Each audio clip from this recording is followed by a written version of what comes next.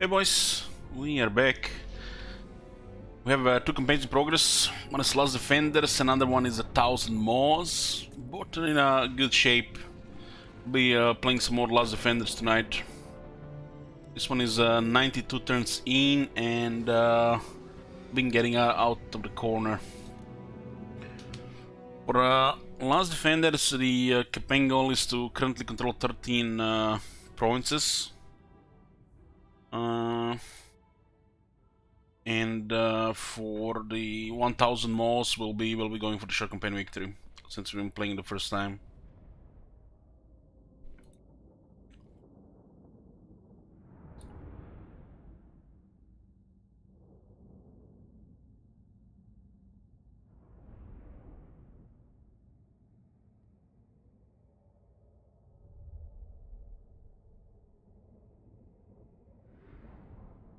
I think Chaos just arrived in this campaign. Videns are gone. Karzakara has taken their capital. So we have no allies. We are at war with 8 factions. Primarily, currently Cortal Baras, and we are trading with dwarves.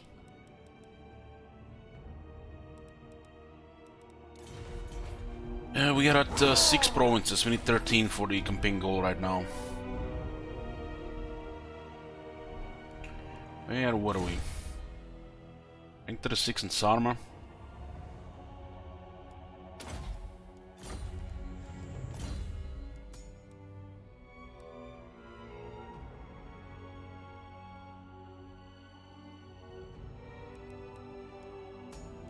There's a basic armor empty slot here. Yes, we don't have anything to equip here.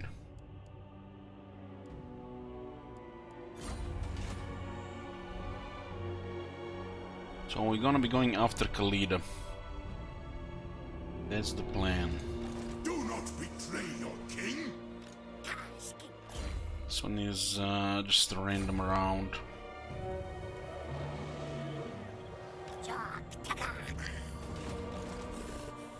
Not war with them.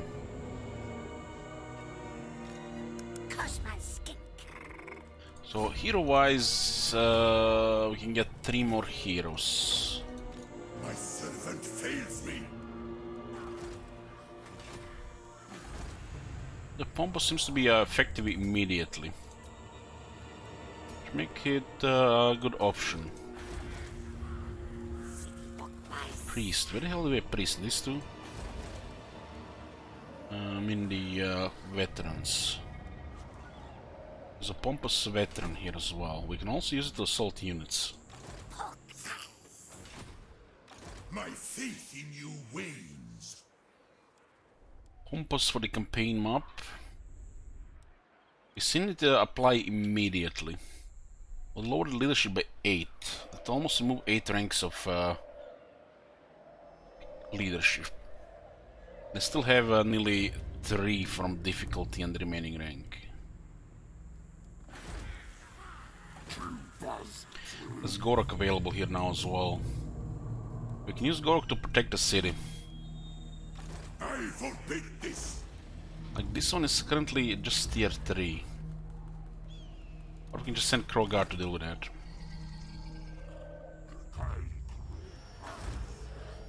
Got any heroes? This one is what? Hero recruit rank +2 faction wide.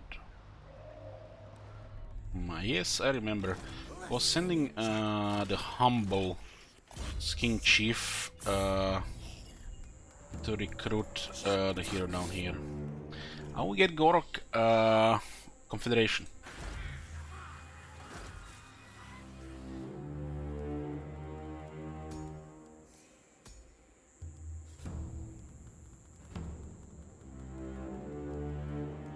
What?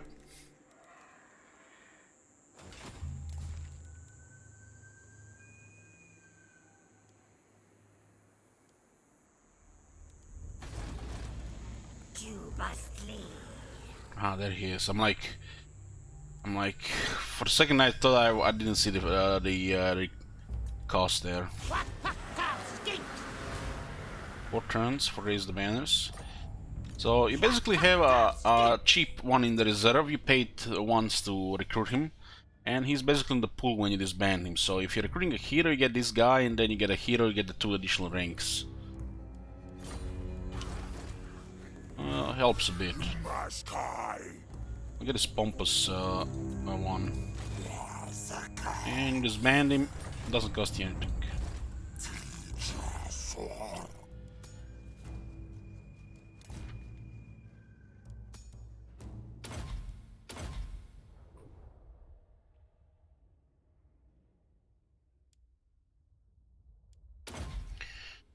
Okay, we can have this one on the campaign map. It's 2 pompous ones. We'll see if they immediately activate as we move them around.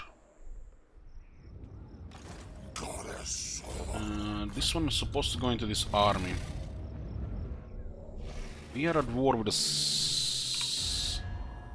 Red Eye. This guy's an Exoatl. We are. Give me a reason. Try to get peace with them.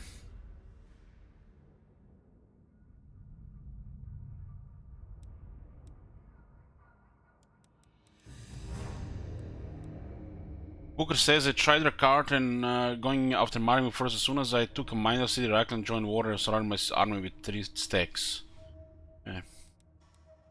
Booker, why so bad? Just win.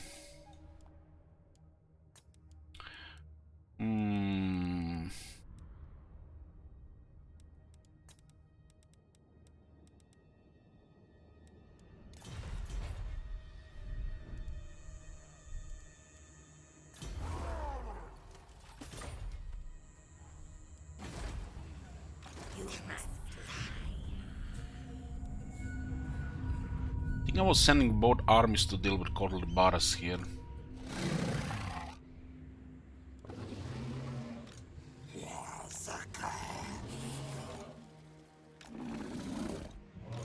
So I can stay on the left side here.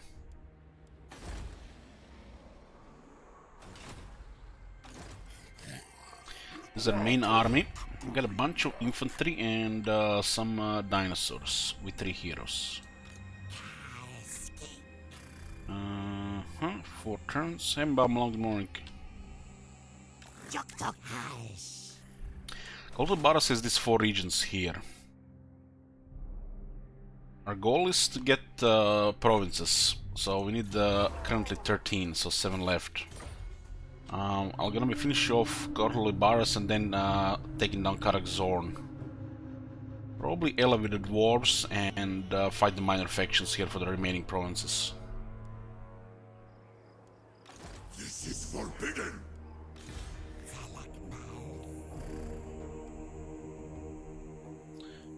What is this guy again? Disciplined King Priest Beasts. New recruit.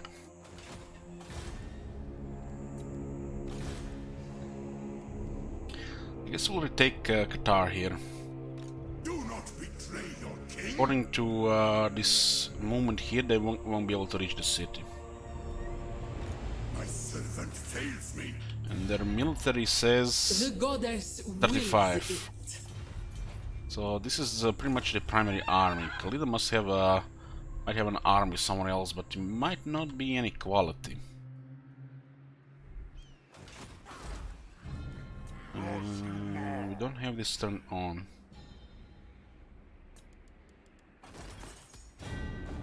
We have 3,500 trade routes cars at Karak.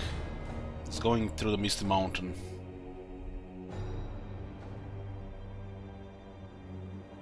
We can totally get another trade partner. Unless dwarf expand. The larger your trade partner is, the more you can export to them. You don't need to have to get more trade partners, just, you know, to split it around.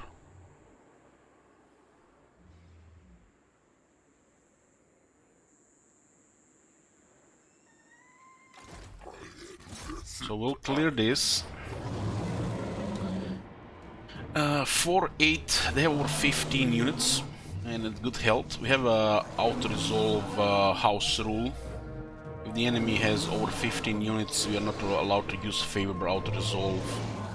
Sometimes when they are damaged, even with more units, auto-resolve will be used. I have the discretion. But these are the battles where we always fight. There are cases where you have a full yellow bar like this and you go into battle and you lose. Especially can be in some faction early on in the campaign.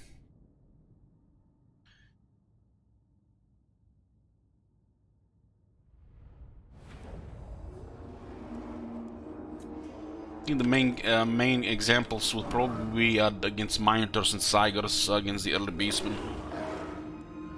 Over has to deal with that. I have a very thick battle line here.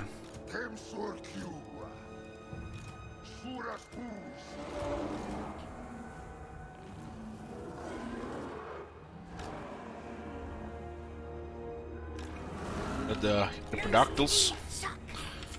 Krogar gives armor, leadership, massive armor leadership, and up production dinosaurs. Makes him more specialized against dinosaurs than actual Saurus. Saurus for him is just a financial thing. I have 1 damage dealer range. Bok has a regular Stegodon. A little bit variety here with the Ninus. But 4 of them will be anti-large, the mounted Carnosaurus and the Blessed Ones.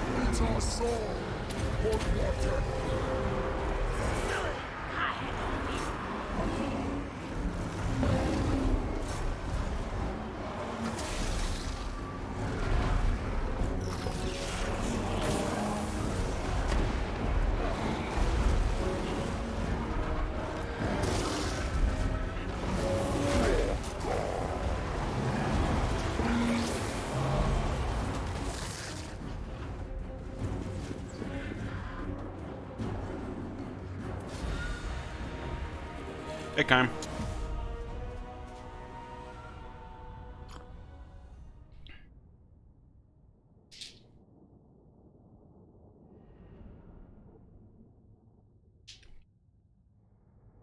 Still in the experience on the Blessed Templing Arts. On the Karnos can still get 3 ranks. But it's Orion just hit rank 8 now.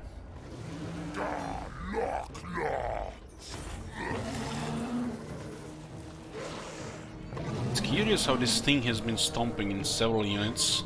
This thing has carefully just shot him a couple of times and did 12,000 damage.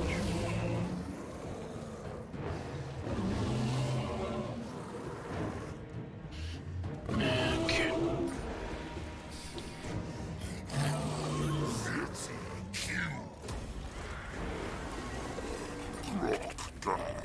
%25 charge bonus.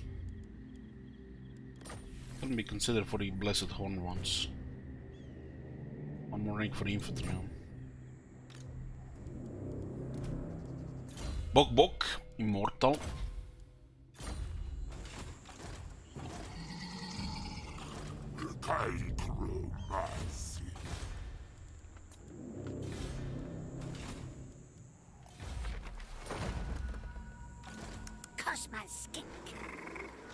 This is forbidden. Oh my god.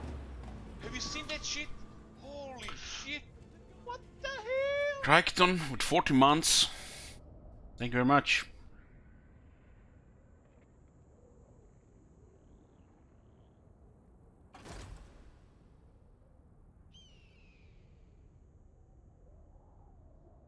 Looks like Pompous instantly applies in the region.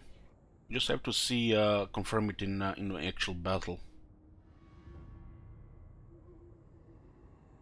I just don't get it. Ever since this patch, some other stuff has been starting to appear on the leadership valleys.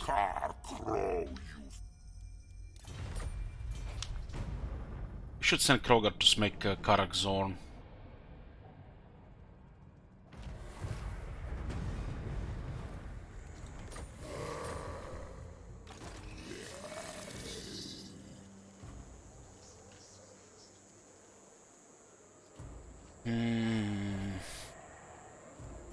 This one, for example, has red leadership. It's rank 3, which means it has +3 leadership. And a base is what, 40? Base is 44. Aha, makes sense. This is a 44, but I guess it's already active here. 44, 47, 48, 44, 47, 43.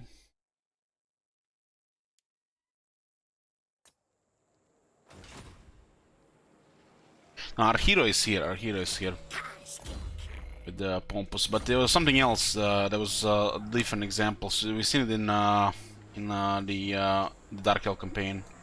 I forbid this. We just have to confirm that this applies immediately. We had an examples where it didn't work with the vampires, and I couldn't explain it.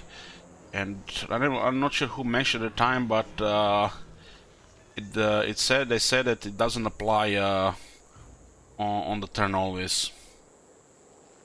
But we went over the units and it was showing. But in battle was different, so something was off.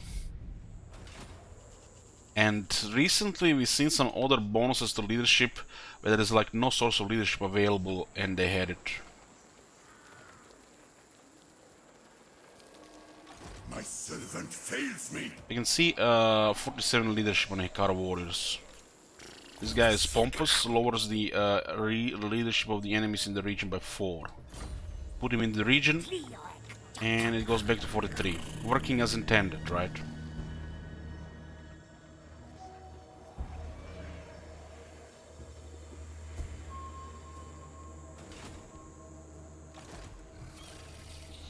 The Lizardman can totally stake pompous either in army or on the campaign map.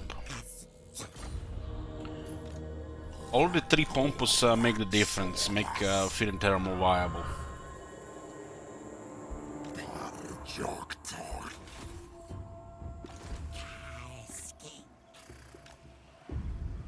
With 5 you actually have an advantage.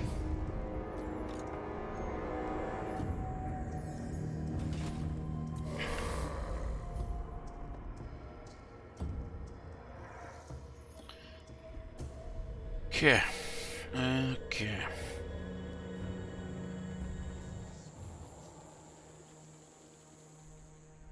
Yeah, that's good, Dallas. That's good. This is a very, very good building. Recruiting heroes rank 20 plus is preferable, especially as the game advances.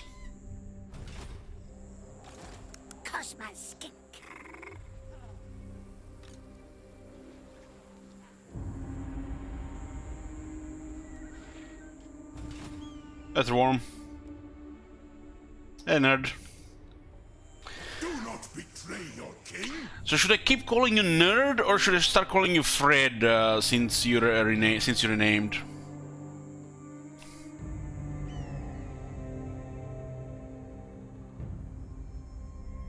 Well, yeah. The hero game of Lizardman is very powerful. If you play long campaigns, the Lizardman heroes really shine.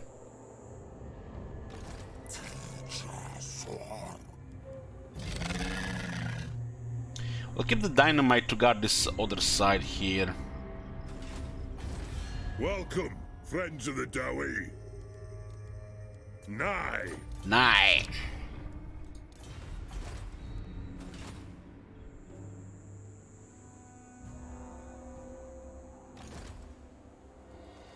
My faith in you wanes. Lizardmen have a massive technology tree. So you want to steal technology and eventually get these Zoth servants. The hero followers are totally off with this faction for some reason. I'm not even sure they even know something is going on.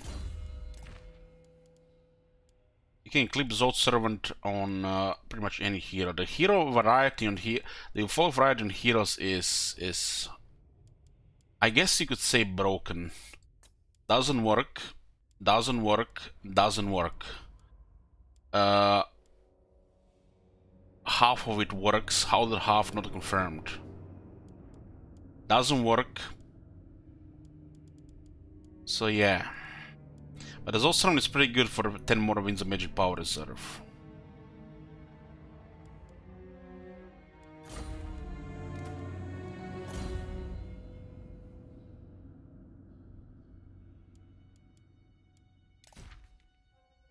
What I like her car, by the way, the location is really messed up. The movement on the Albion, the no wall in the top settlement, and the access with a vision to Ultuan, Bertonia, Empire, Norska, and Nagaroth. Gotta be one of the worst positions in the game. The amount of factions you see from the start is out of control. Other than the Albion shitty start, it looks like a pretty solid lord in a Dark Elf faction can be bad. Yeah, I feel like what I said. You could totally the Great Ocean, just split it here, so you don't start with vision over Ultron. This sea could be new, so split it here. Fix movement of Albion and put a wall option in third settlement, and that's it. Great. Because being in the middle of 3 continents is not good. Not good. It's the RNG factor in that campaign is out of control. You got a clip that sums up the campaign if you want, sure. Let me guess. How many did declare war? Let's see. Yeah, let's see. The really big problem with evil campaigns is that you don't have friends. The true power of Order side or Order faction is that you have trade and people, you know, who want to trade with you. Treacherous swine. I will send your... See? Exactly what I meant. Exactly this. This is literally case in point. It's horrible. When I confederated the Broken Lands and I saw Nagaroth with -40, nope, take my lunch money. I gave him all my money. I even tried to join his wars and barely escaped that war declaration.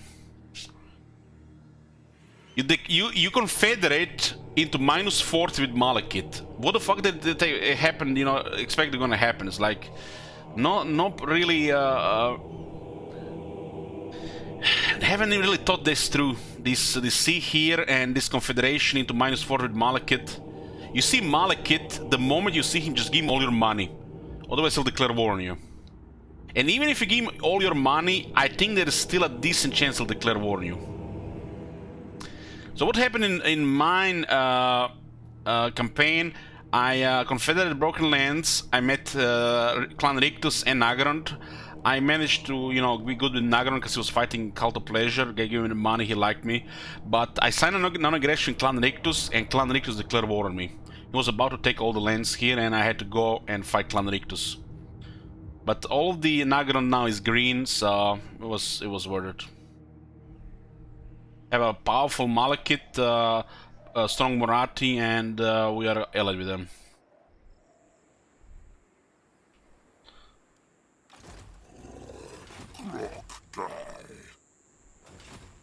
Malekith declaring war, they gotta be one of the worst things to do, you know, to happen here.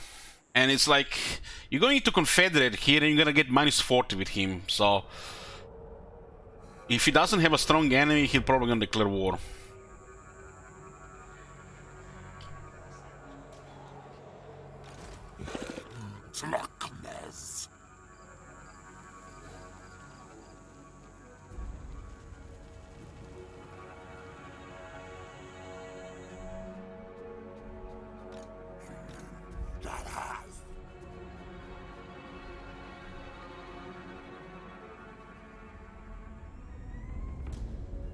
Well, if this all holds, Jamie, it's good. But the RNG close to mutual diplomacy is unpredictable. Nobody can predict that shit.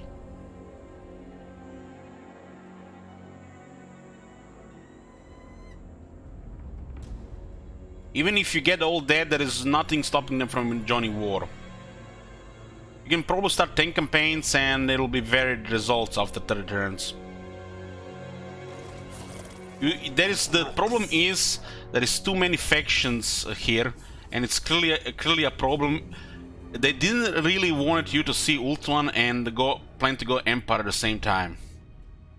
If they don't see there's a problem with the game, they don't even know there's a problem with the game.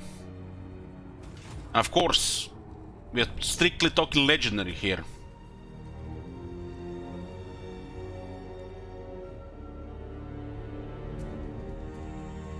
Joy to showtime.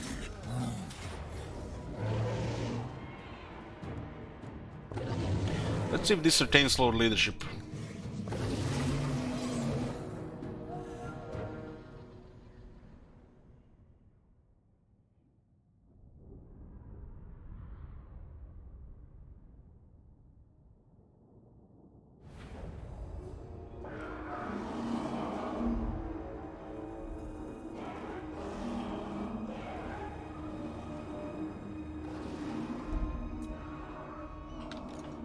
What you can do, what you can't do is irrelevant. It's still a shitty location.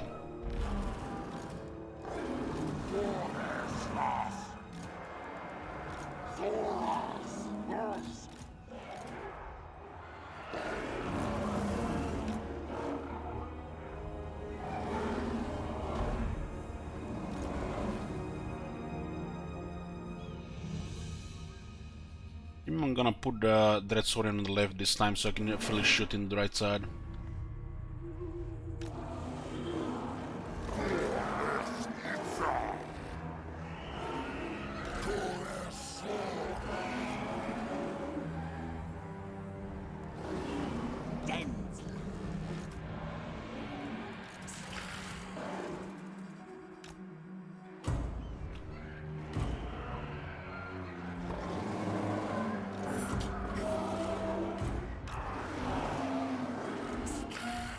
I mean, the Ultron can roll such bad traits that you can just send an army there early game and take over all Ultron. And how can you do this? It's random.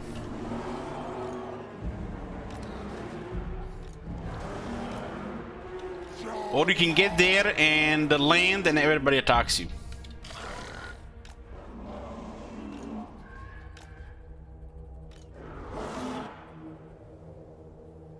You have to wait for the Arcane, so there's really no point going into Empire if you can avoid it.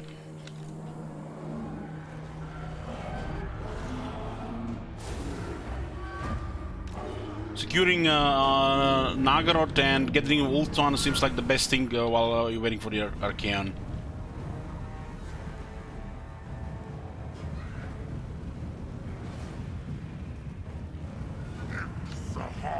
So you just have to make the best call depending what's happening.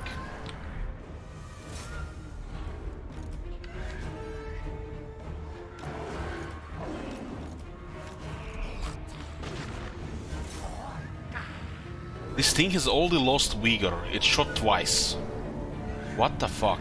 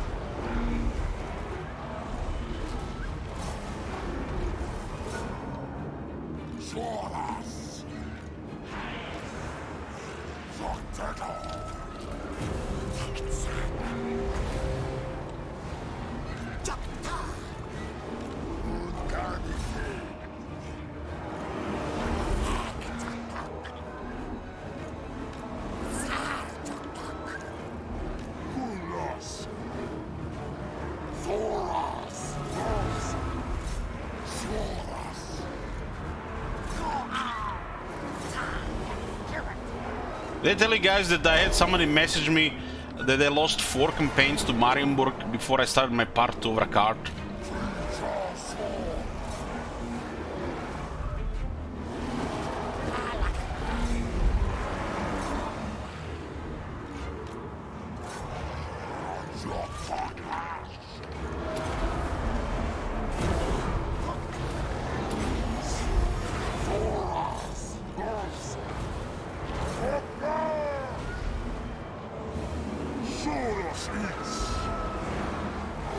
It's like saying, you know, Norska is fine because you don't know you can finish a campaign.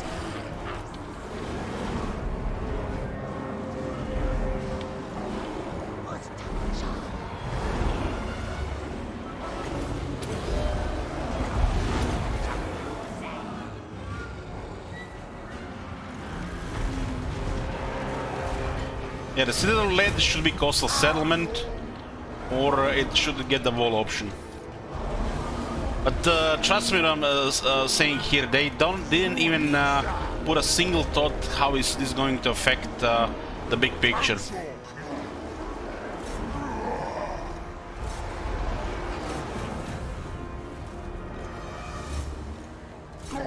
They rarely put thought in the big picture when they're creating Dark Elf factions, I think.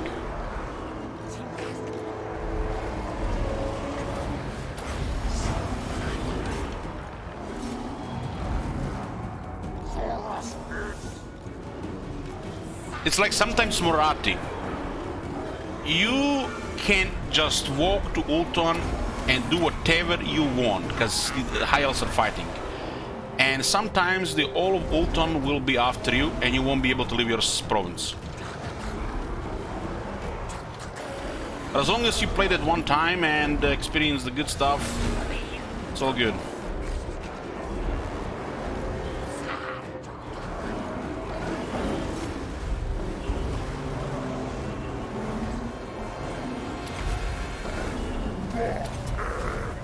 I did so much damage to these two dinosaurs.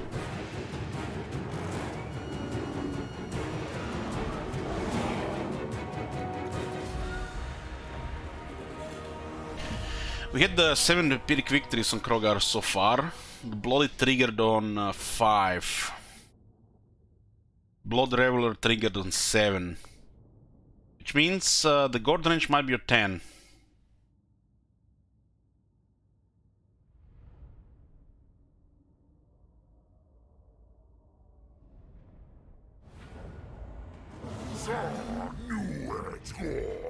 Nerd, the craziest thing that somebody linked me.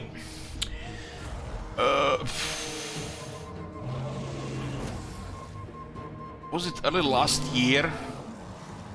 Anyways, they played Trog, and it was like turn 30 or something. Italia had 2 armies in the water next to them. On turn 30! It was a chain of war declarations, join war, join war, join war. Everyone and their mother joined down the coast, factions they never met.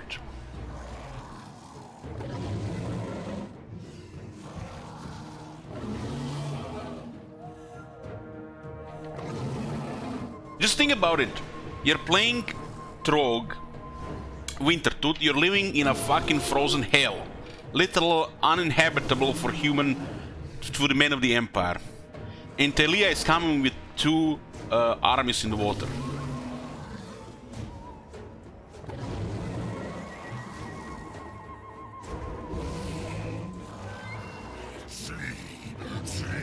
We get 1700 here.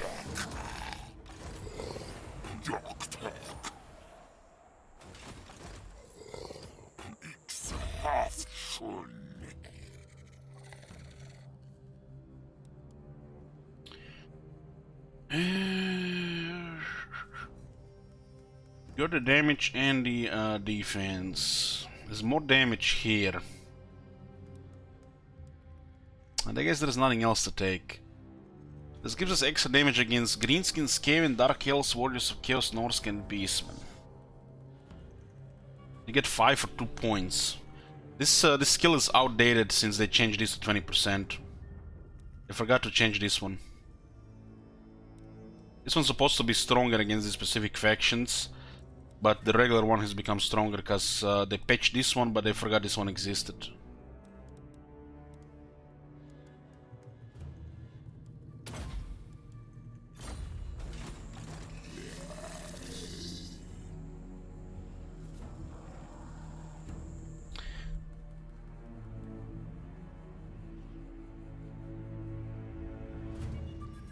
Guys, I played the campaign. Was I playing in the Orion or the Wood Elves? And Was it I met Karak here, didn't have chance to act. They immediately declared war on me because I didn't open diplomacy. It was all like nerd head with neutral relations, just declaring war randomly. And then like a few turns later, they invited Tyrion to war against me. People I just met. Karak here and then Tyrion. People I just met. Shit like this should not be possible in the game to happen. I think I'm just gonna go south Storm Karak zone so we can complete the province.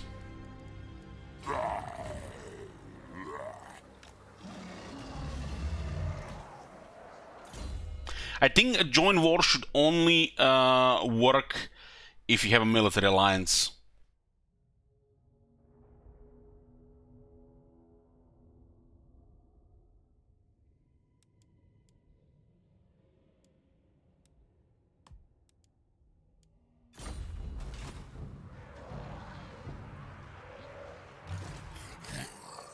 Quartek, Grimlock.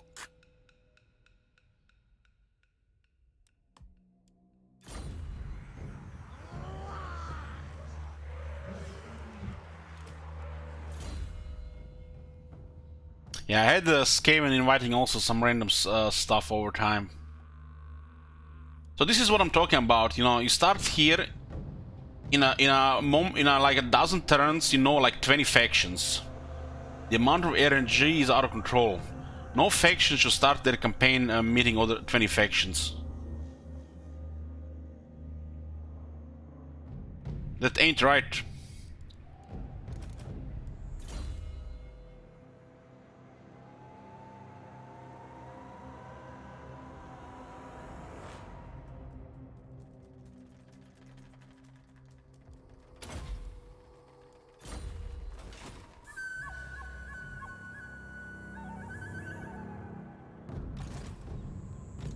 Cosma skink.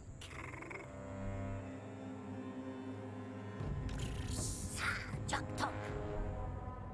Ostacha.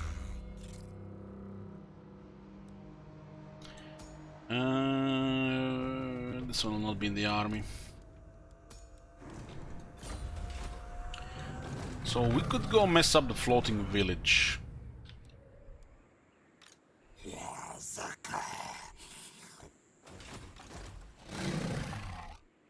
The amount of attrition here is, it's gonna be feel like off. This terrain is more dangerous to Lisbon than the actual enemies.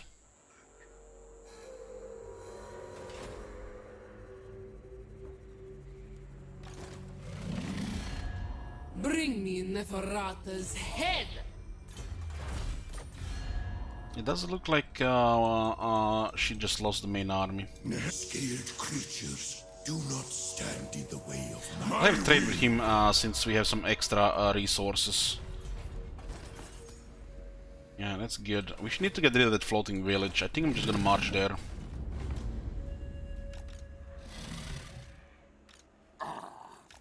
Look at this. This attrition is more dangerous than actual enemy. By just crossing the area. The AI has like 90% damage reduction to environmental attrition.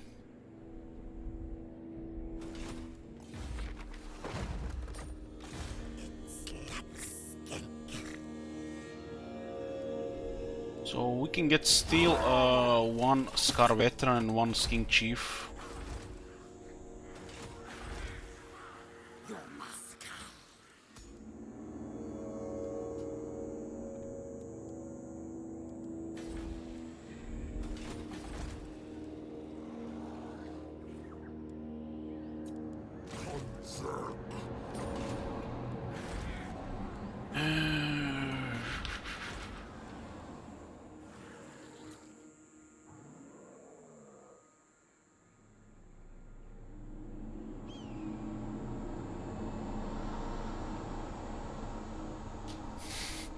Bumblum says, not if you build a vacant battlefield. Well, Bumblum, my dear friend, that is not environmental attrition.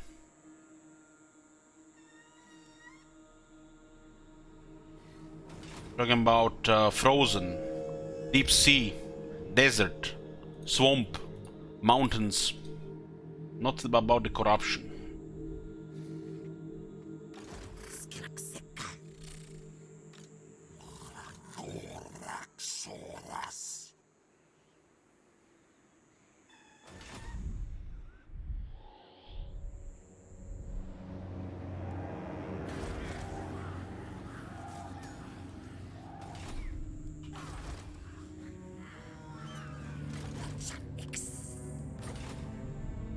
It's actually shocking that the vampire corruption actually works on the AI. Since the chaos corruption is reduced by like 90%.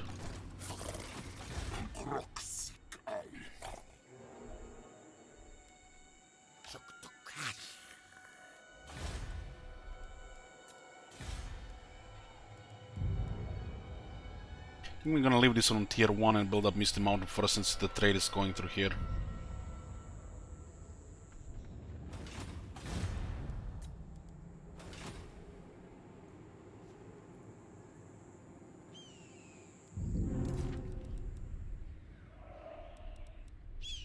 It's an oversight.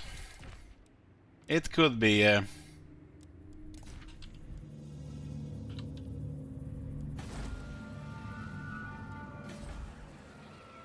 Rattle, Saurus Q.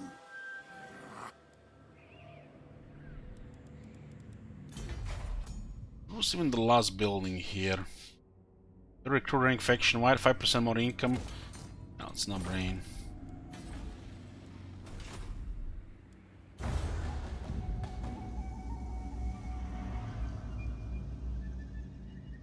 But think about it like this, when the game released, Norska did not suffer vampire corruption. And at that stage the vampiric corruption was effective to any other faction. So they patched it that Norska would suffer vampiric corruption and they just left it like that. So it's working as intended.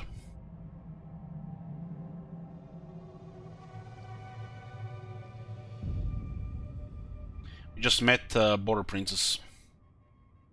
Military ally of the dwarves.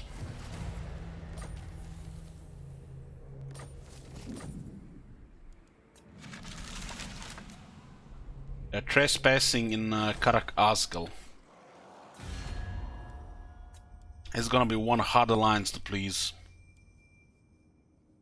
Ooh, it's neutral. That's good. They value 7 points war with Warriors of Chaos. What? Do not greet me as a friend, nor are we foes. Yes, every ally we meet from the dwarves have to please, otherwise we are in for probably death, since no battle skills. Probably death.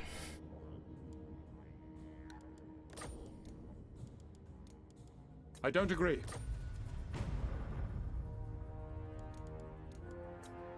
They have no money, so we can give them gifts.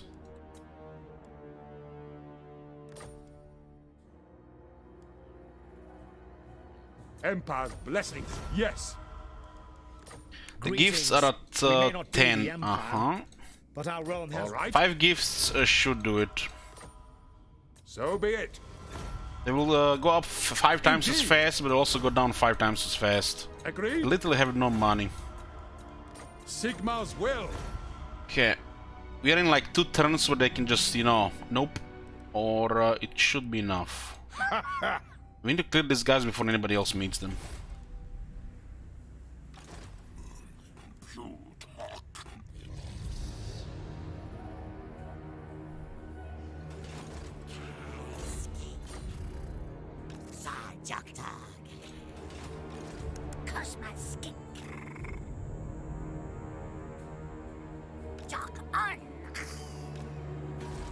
My servant fails. Okay, Khalida is back. I'm gonna clear this settlement.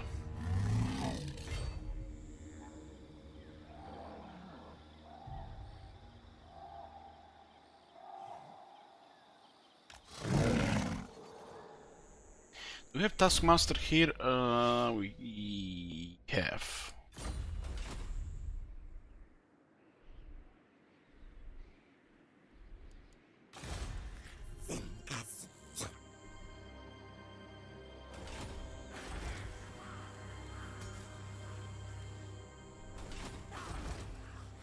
City bombers. Goddess sword.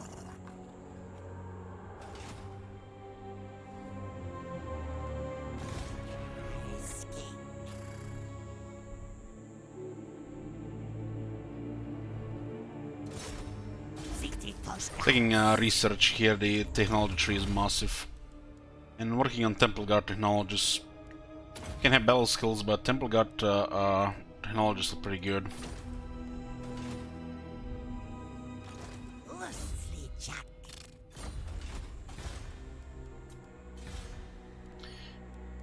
Okay, for this place. Get a garrison here.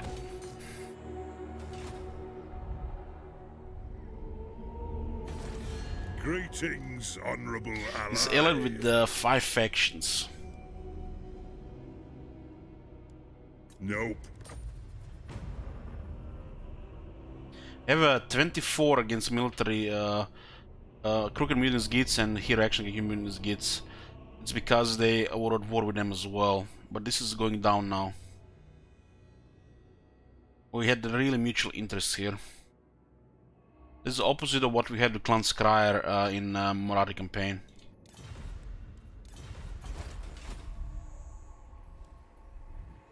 I'm gonna take down Karak Zone before they meet them, so we can complete the province here. And we're finishing off Khalida. And we'll be working for other provinces. Can't really go north. This one is probably not worth going there, so we're gonna go west. Grind boners. Grind bones, Tomb Kings.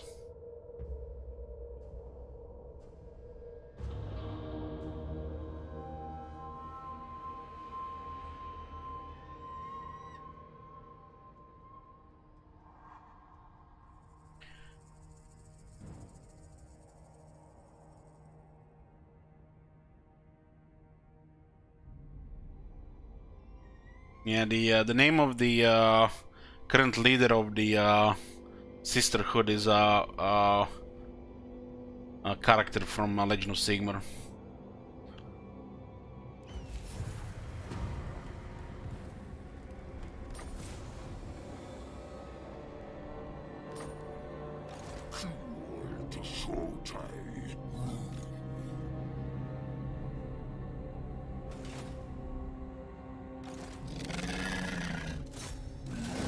Yoo-hoo!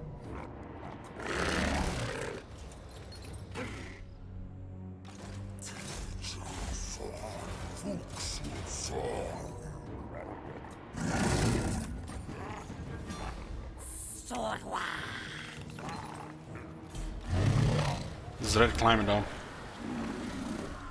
Still get some replenishment because we have the 2 followers.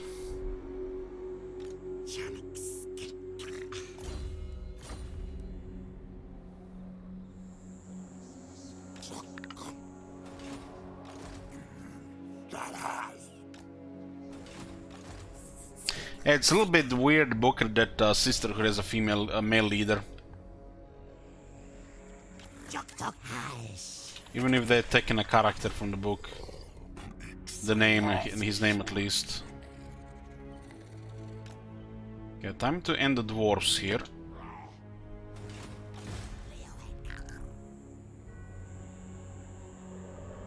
Khaled al-Muntasir, I think it's called. It's impossible to forget his name if you read the book.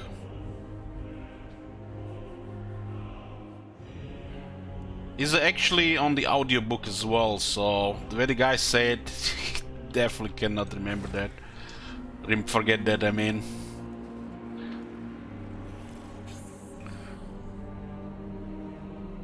Well, The Legend of Sigmar is pretty much the only 3 books I've read in my life. I mean, 2 of them. One was an audiobook.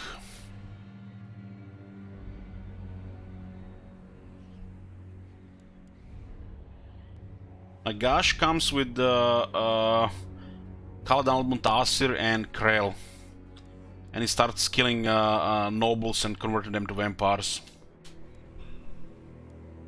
Couple of names that you see even in this game here are all from the books. They actually taken the pretty much the same names, you know, as a reference. You can even see some of the Empire generals with the name Umberogen, and nobody from that line is still alive. It's just a reference to the Sigmar's family name.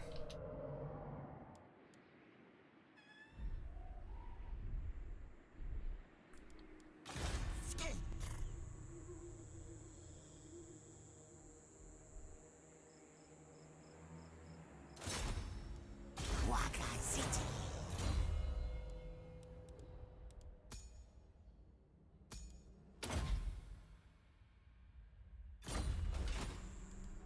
It's our skink tech. So this is what I'm wondering what's going on here. This guy has been here for several turns, yet he hasn't recruited any units. Is this not strange to anybody else? This is forbidden. Do not betray your king. Maybe the faction has a limit how many units they can queue. I mean, it's the Tomb Kings are unique, you know, so maybe it's my mistake from thinking they're going to work like Tomb Kings and not like blanket AI or the AI in general.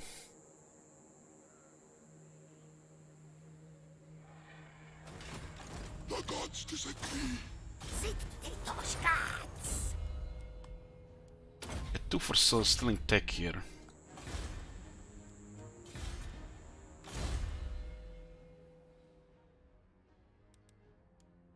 We have seen some stuff in the past. The weirdest one I can remember, I have seen an army of dwarves sit in a single capital for 30 turns, and they were kind of in some kind of loop.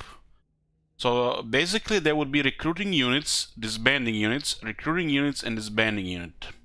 Recruiting a group of units A, which is like 2 types of units that they were finding, you know, still missing in the army, and then when that's done, they disbanded those units, and then they recruited group units B. When the group units B were recruited, another 2 types of units, they would disband those, and then they would again recruit the group A units, and this went on and on for like 30 turns. Keep in mind, this can also happen in this scenario. Just imagine one of those orc armies, you know, black orcs, couple of pigs, chariot, arachnarok spiders, some night goblins, like 100% health army. They right-click Barakwar tier 5, and they, in a single button, they auto-resolve and raise the city, taking next to no damage. Next turn, the same army occupies the city, instead of, you know, potential tier 5-4, back to ruins tier 1. Then they merge the city, they merge the army in the city, and recruit exact same units they had when they occupied the ruins.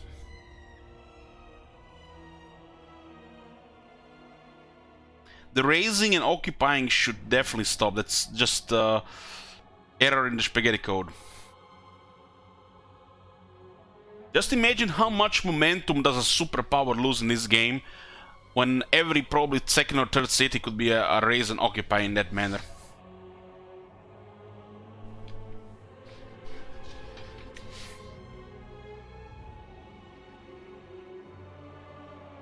They literally crippled the army for like 6 turns by doing that.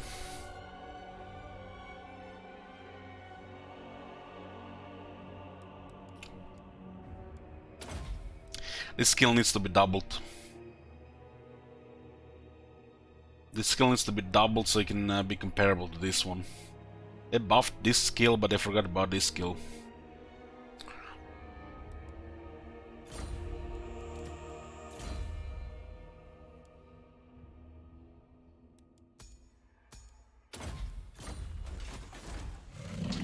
Don't really care about this settlement, right? So what happens if you abandon while your guy is inside? Let's do it for science. 17,000. Let's actually do it for the this one here as well. Let's see if we get over 18,000 there.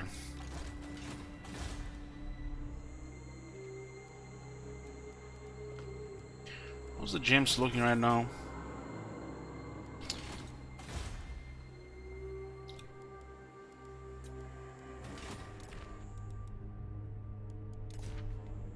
Or 17,000 should be in the next turn in the treasury.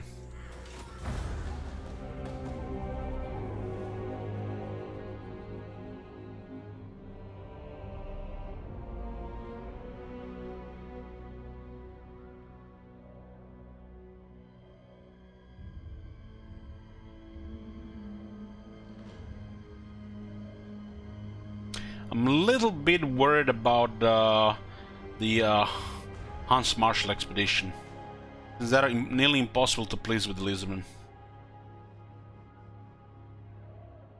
They could invite the allied factions to war. The current order tide that formed.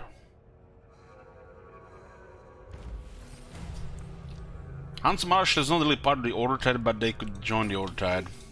Some like the last defenders are not part of the order tide, really.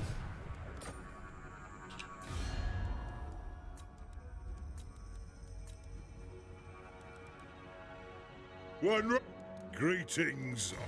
So, you have a proposal? We are Absolutely not. Absolutely not. Up to 42 right now. We lost 10 so far.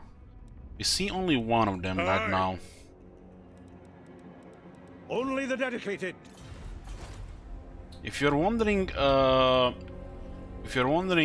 if this faction knows about wars, you click on the faction, and you mouse over one of the war cities. If it's saying 0, means they never met.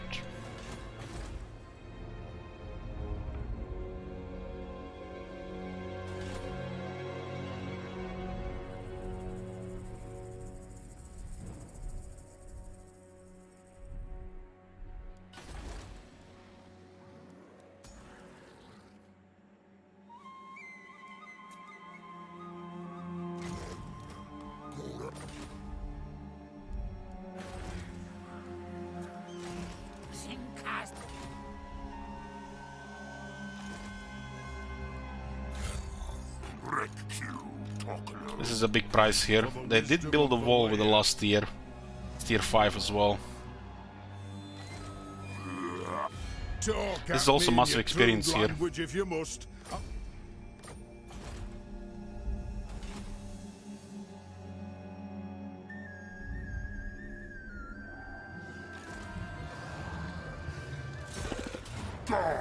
Battle number 1.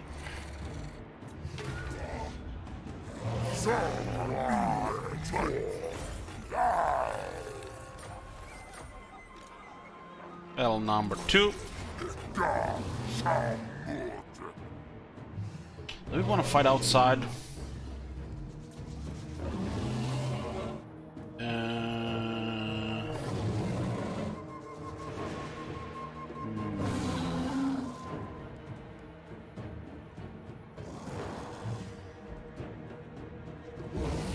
This is a messed up balance of power.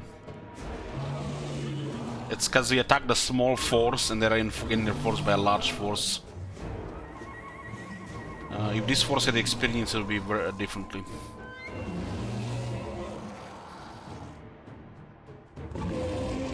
We have to deal with 2 Grudge Throwers, 3 Thunderers, and 4 Quarrelers.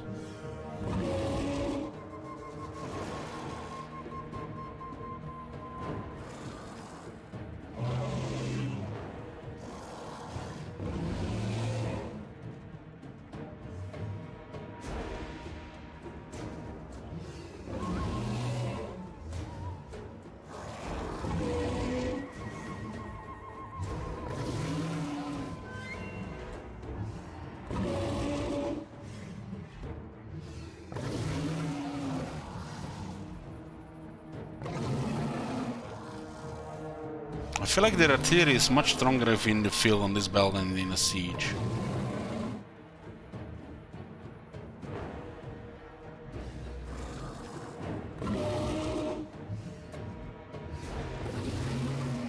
The Reproductile is ruling a siege. So we'll just clear this outside first.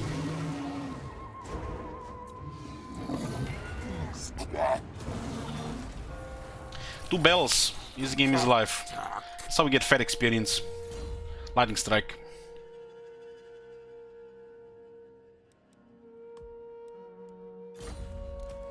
The heroes needed more than the lords.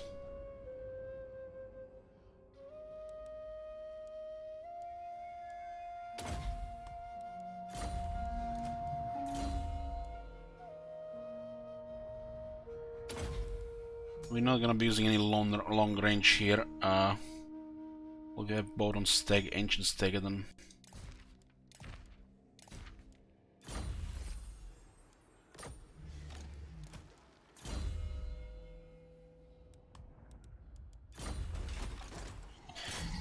And we have a siege here. Put a prediction for you guys.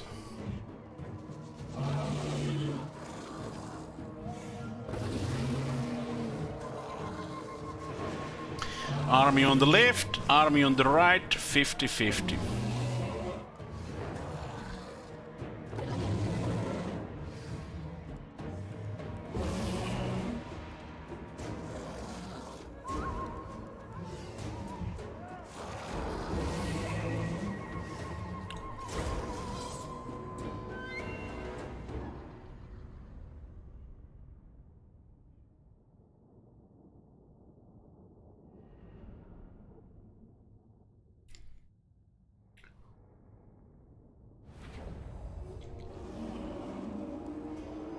They have the what?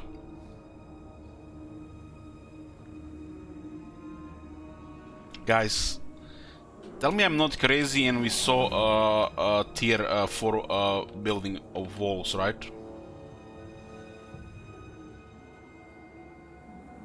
This one of those settlements that has bugged walls like the old Aldorf. Where are the cannons?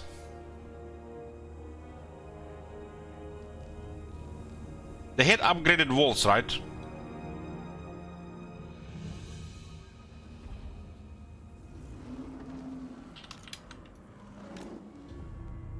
So look at this settlement is bugged. This is probably one of the like dozen settlements bugged like this. I think they only fixed Aldor so far.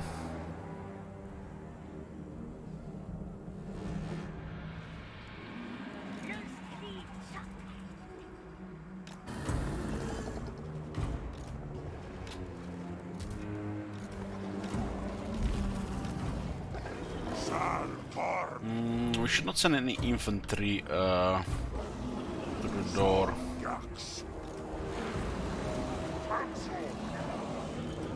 This two should not even go on the wall. We could consider attacking the wall.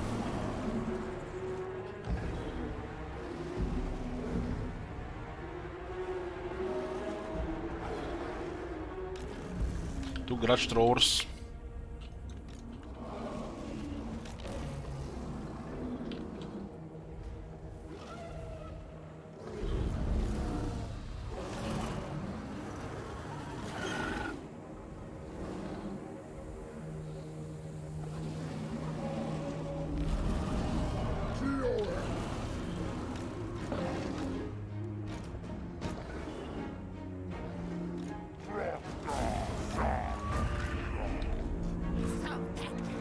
See how this goes. Kinda gonna get hit directly there. They have 20 extra armor with Krogar. Should lower their attack at least.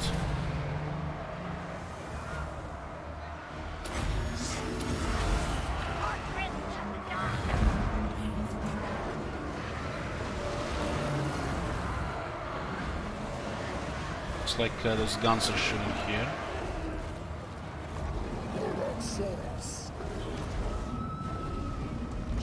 Yeah, these guys can go on the wall. Yeah, this tower is bugged.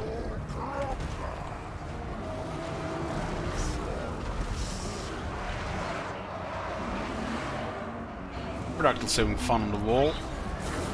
Super deadly to infantry.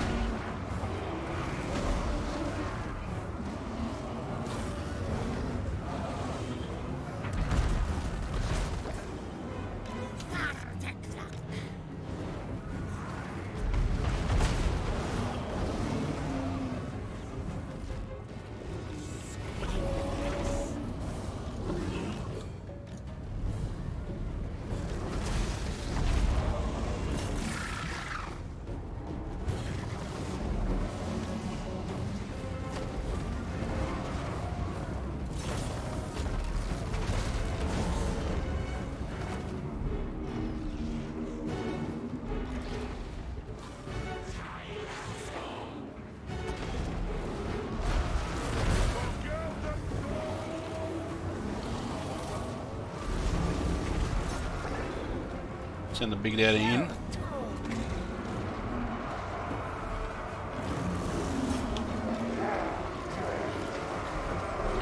Keep to lower the attack of everybody in the area so you don't get hit. Saves thousands of damage in 2 minutes.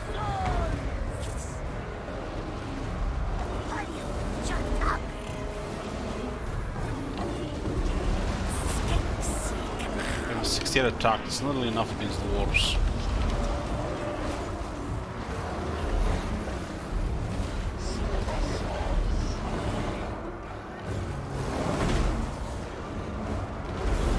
Send the Pterodactyls again.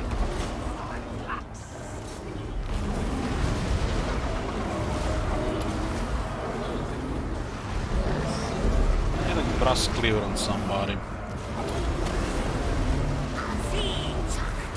What is that other thing that this thing has? 5% ward save, yeah, just in range.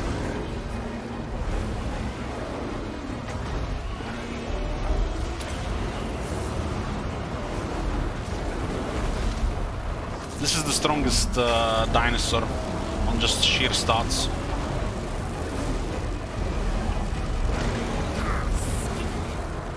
The Dreadsaurian.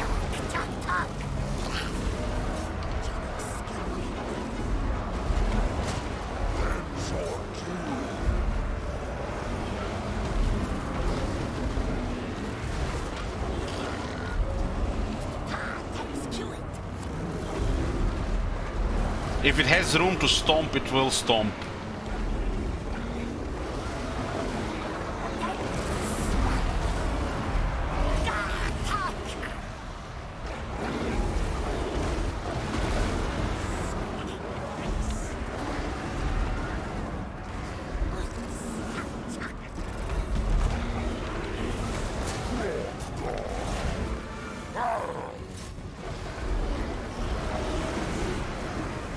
You can actually hit over 20 of them at a time, but as it gets tired, it loses attack value. We don't have the bell skill.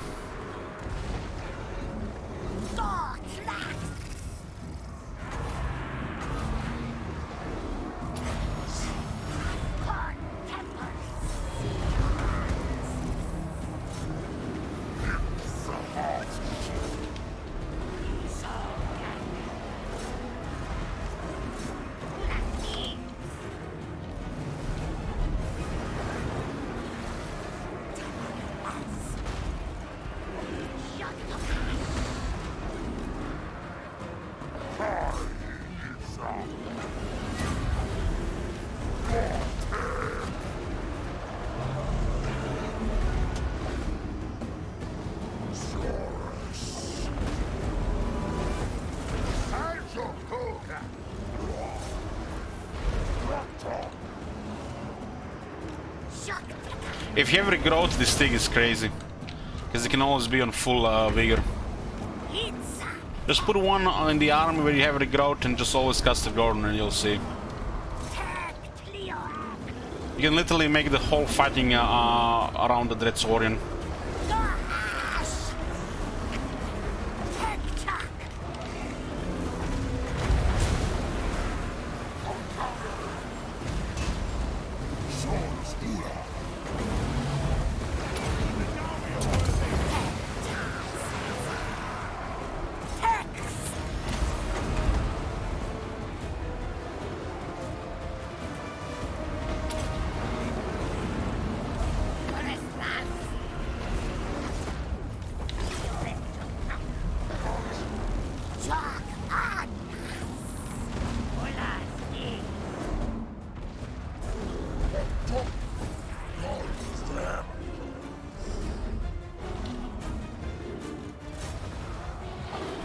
Yeah, the role of such massive units like Dreadsaurian, Mammoth, the Idol, the Walking Rock. It's not just to do damage, it's also to take damage. So the other units take less damage.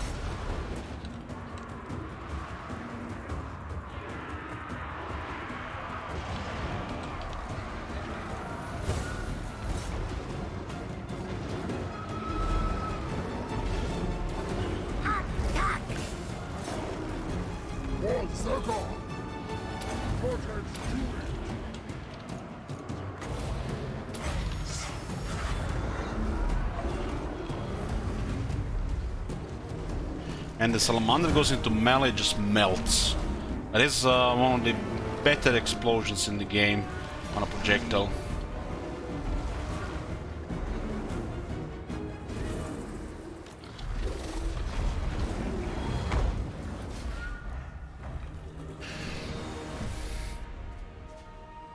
Only 28% people have predicted decisive or heroic victory. Nice, Travolta. Enjoy your shackles.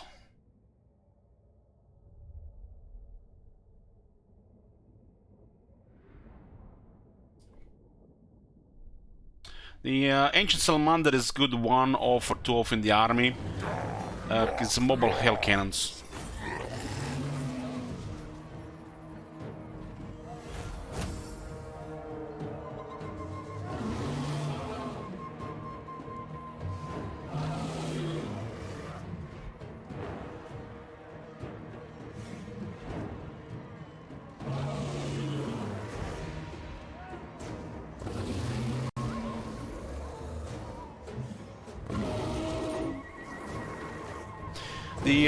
The original Ancients and Salamander was tanky and had the nest range attack.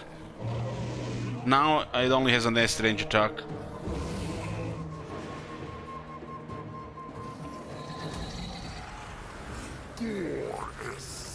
Okay, we secured another province. Now we are at 7, 6 to go.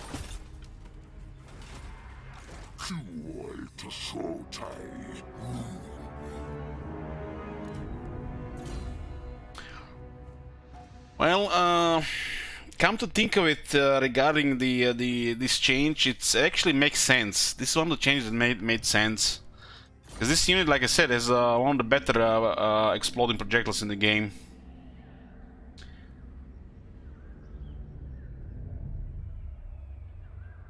If it was tanky as well, it would be too much, because it's already fast. Look at that 75 speed.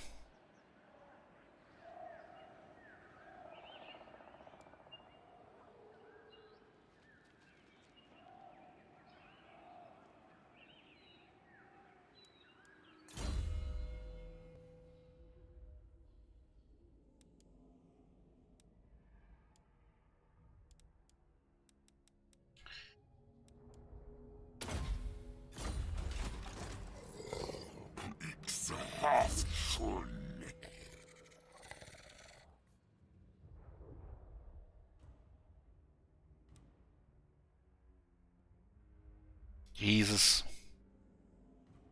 Holy fucking shit, man. If only War Hydras and Charybdis had this type of skill. 12% of weapon strength and 8 attack. This used to be such a shit skill. Because it's all only for Carnosaurs.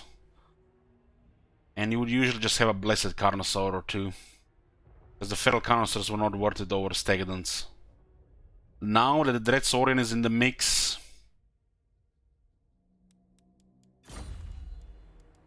it gets 8 attack and 12% weapon strength.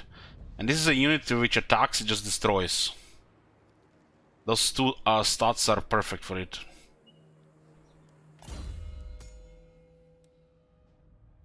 I wish this would give missile resistance to dinosaurs. This one is a little bit weaker. And of course, regarding the technologies, it receives additional attack.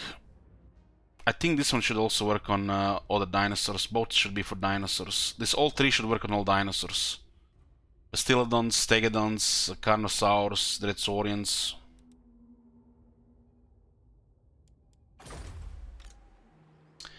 The defense actually don't matter on this thing if you have healing in the army. Like I said, Regrowth and Dreadsaurian, it's a match made in heaven. The moment Dreadsaurian start dropping Vigor, just cast the Regrowth on him.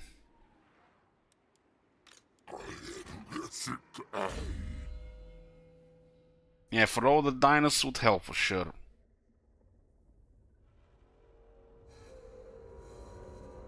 Bok Bok.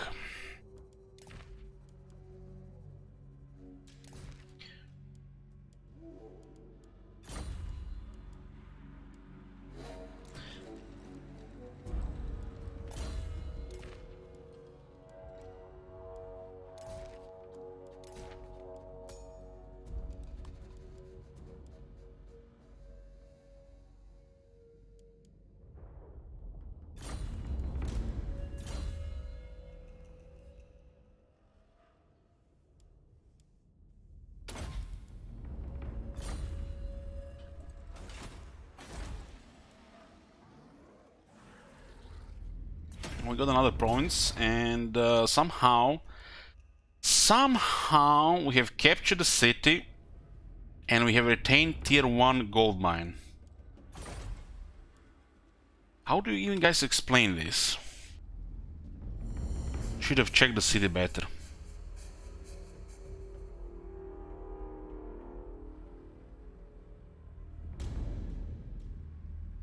Was that a landmark? No. No. They might have had only tier 1 gold mine. Does anybody remember what they had when we moused over the city? They had the gold mine tier 3 or tier 4. This is amazing resource, especially if you go later. Also lowers upkeep productions on various units. This whole province, the mountains here, are amazing for Krogarkas of exotic animals and gold mining. And Southlands Village Mountains is adjacent to the Golden Tower. It was tier 1, so they were building it.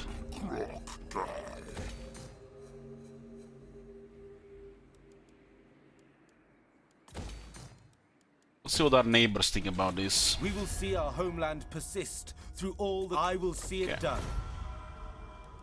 Yeah, don't really care about these guys. It could be a province for Richter. We need another 6 provinces. But there's other targets here.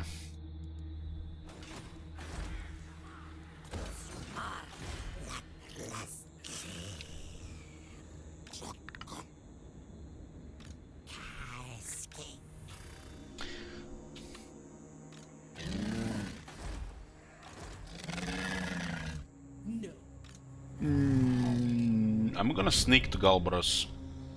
God damn this province, man. This province is insane. They put this insane province here, but you know, just underway, right?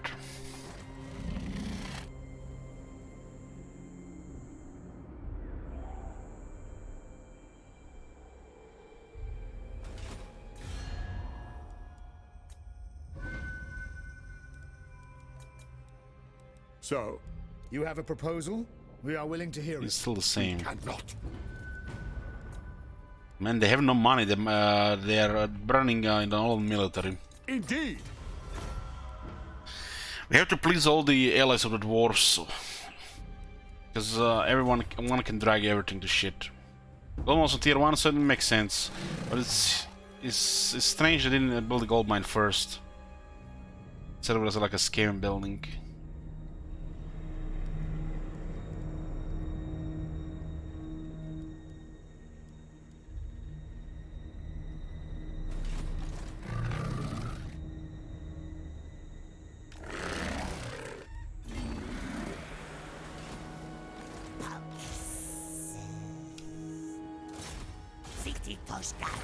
This one just taking research. This one will be taking research as well. This one is also Pompous. Yeah.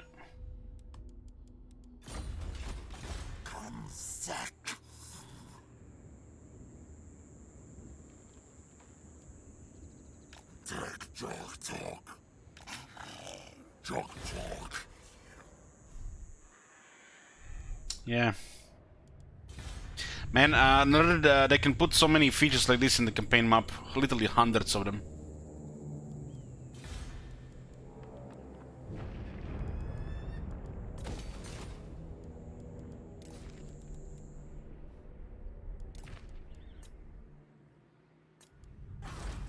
So, Southern Jungle is fine. We have our military here and economy. Kingdom of Beasts, what's that exotic animals export? 88%.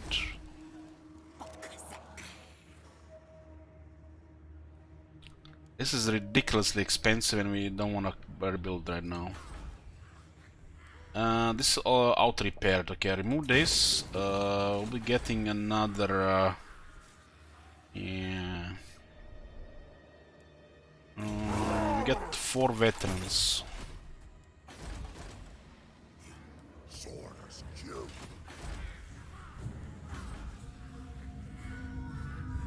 So there is no pylon connection here. We're in the pylon here. Hero capacity is fine to keep.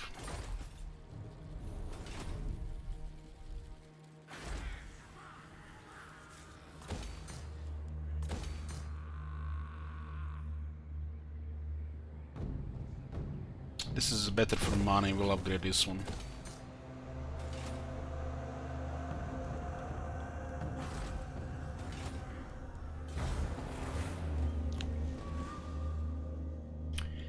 We just encountered Nagarond.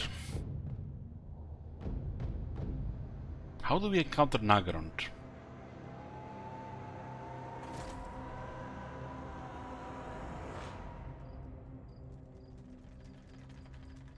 That is weird. But we have no vision there right now.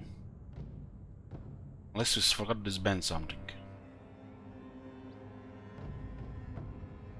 This confederation is weird as well. But they do have vision over each other because it's past turn 70.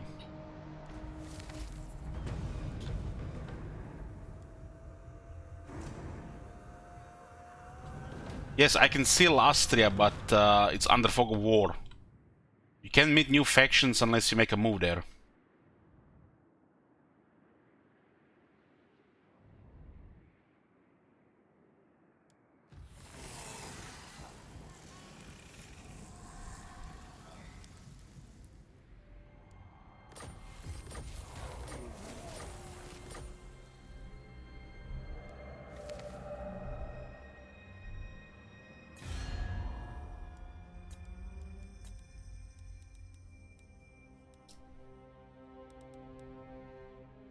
Overlord.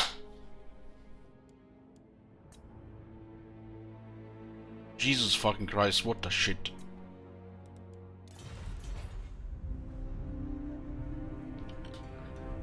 Malakir with 56 settlements.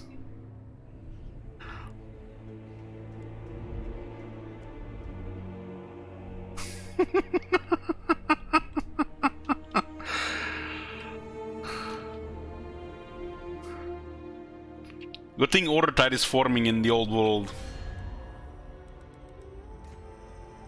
Is at war with the Paramon, Broken Chains, Reichland, Warriors of Chaos, Heralds of Ariel, Avalorn, Iveres, Gottlieb Baras, and Clanation. Welcome, friends of the Dawi. Never. Nice. Who called? Greetings, stranger. I will not obey. 22 to 43. Fine. 22 to 53. We're giving gifts to border princes. The dwarves should appreciate it. Like, look at that, 12 points. They really like it. So by working with border princes, the dwarves are happier with us. Soon he confeds with Edgelord, the final 10 armies down your throat. You stand and sit. Let him come. Let him come. I need only 6 more provinces to finish the campaign.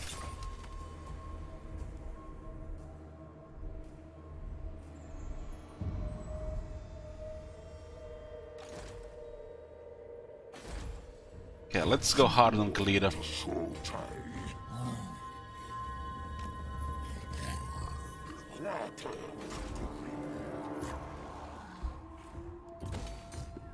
Let me geomantic web building for connection. I'm going to connect this tree.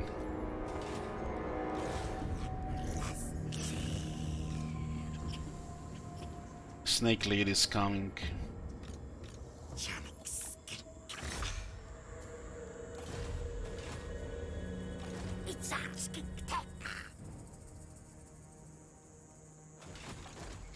Let's see, 27. No. 31, nice. The pompous ones are very nice against Tomb Kings.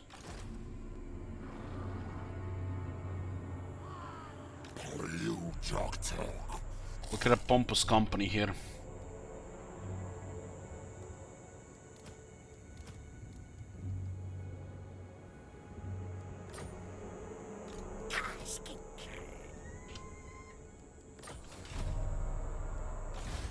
So we know they're pompous without need to rename them. Like, it's only thing that matters on the campaign map positioning.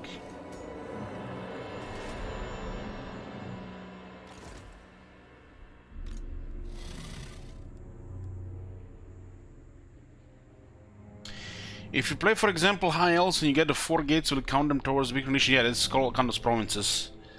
But if we play one of the High Elves on Ultan, we'll just start with higher. Because we plan to start between 10 and 20. 10 and 20, so if we start with the Ultan faction, it will be always 20. You guys can also add or remove this as well.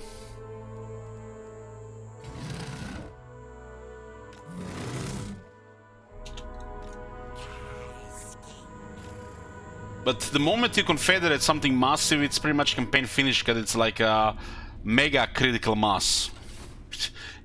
Right? Unless there's like a lot of provinces in the objective. If you remove 6 provinces right now, we're gonna start wars? No, we have to finish a card.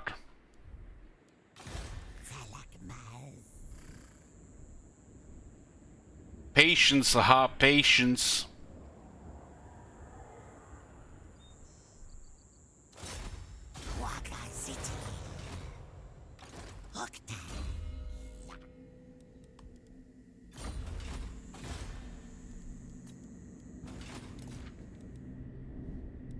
I'm too scared to start Davi. Yes, I'm too scared. It's like I'm just pussy not playing Distal War style campaigns anymore. And not because I value 300 hours of my life.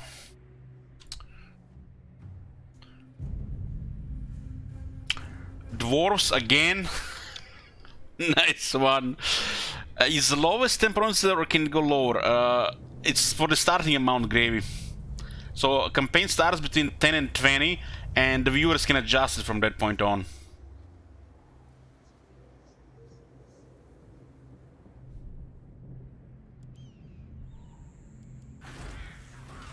Use your luck.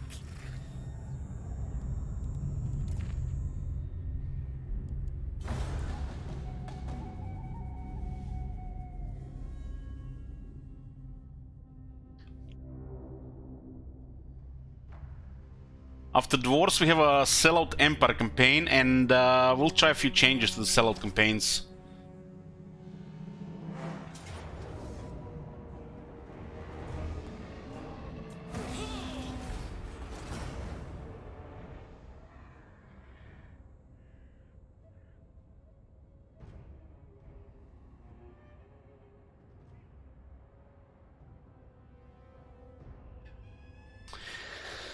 Sometimes Elliot's shaking his pajamas though.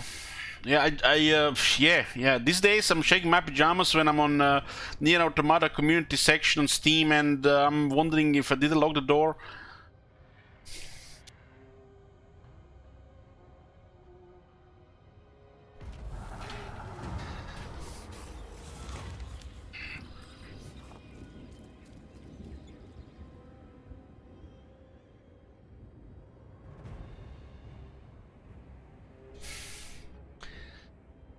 Elich, there has been a bit of drama about streamers selling out, exploiting viewers for donations. I'm not sure what we're talking about. I'm not following any of this. We have the sellout campaigns once every quarter. Not sure how would that really affect me.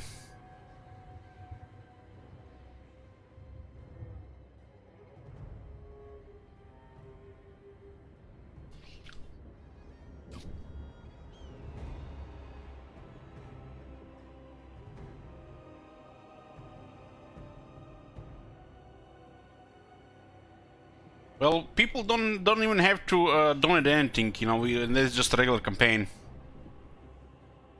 If they wanna sabotage the campaign to support the stream, that's fine too. This is the 3rd time we have the event for construction.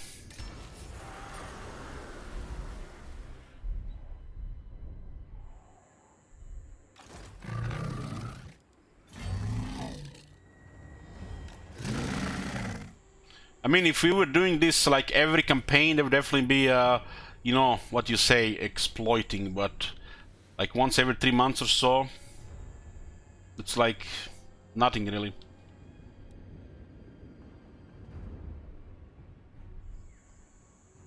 Lustly Chuck.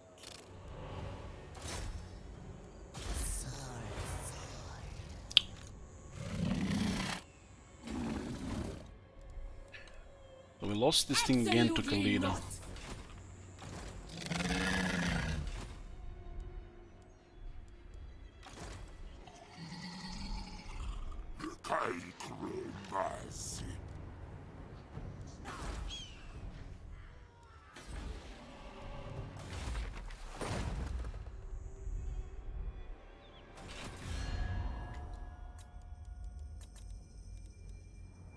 Cetra the imperishable.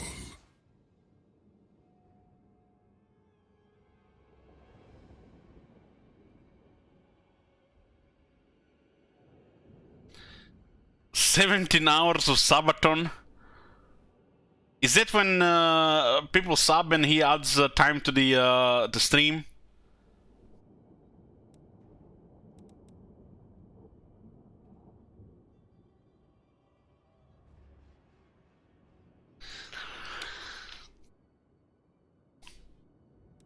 Ha! Welcome, friends of the Dawi. 10 seconds per sub. Won't happen. I did this 1 month for the long streams, nerd. I ended up streaming over 400 hours in February. It felt like I was just sleeping for 6 hours and streaming for 18.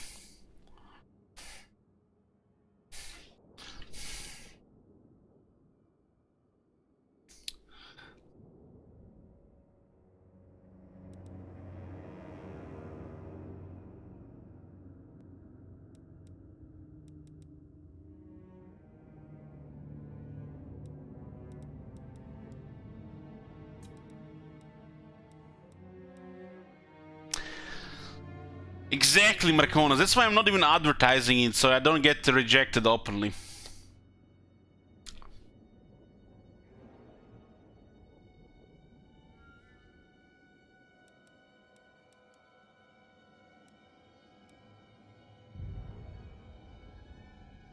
I think my longest stream ever on Twitch was 21 hours, and it was the first time I played Dwarves. You know it was something special.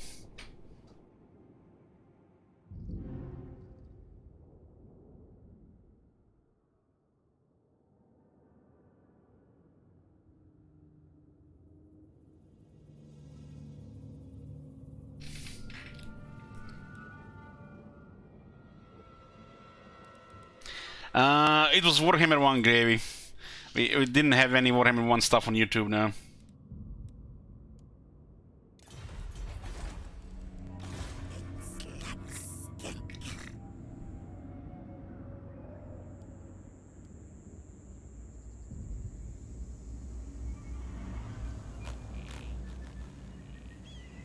There's no assassins here, right? There is one. City Toshkats. Cosma Skink. Jock on.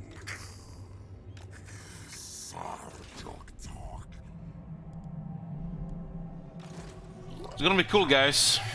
We have dwarf snakes, and after dwarves we have empire.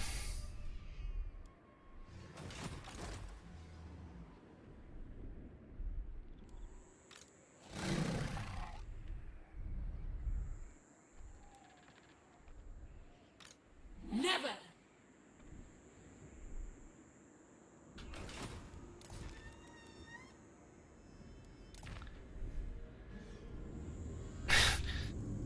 What the fuck would I even do with millions, you know?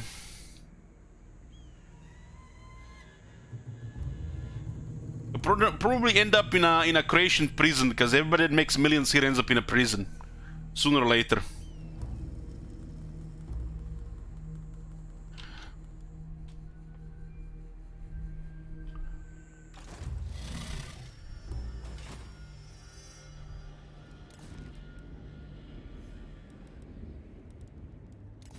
You're not bribing the right people. Oh, the government changed. You're bribing those people. You're going to jail now. You're not giving me money. Well, you're going to go to jail. You give money to those guys, 5 years later, you're going to jail anyways. Fucking hell, better to stay poor.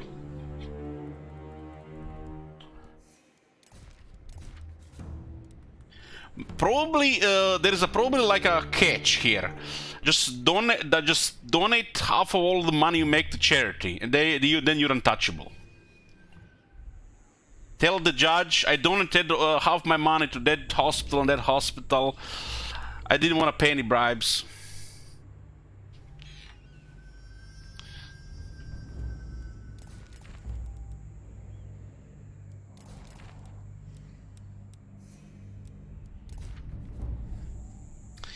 Okay.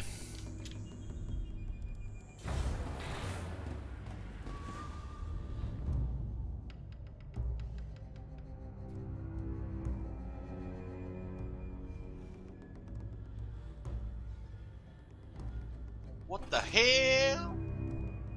I hope this gets you sent to jail.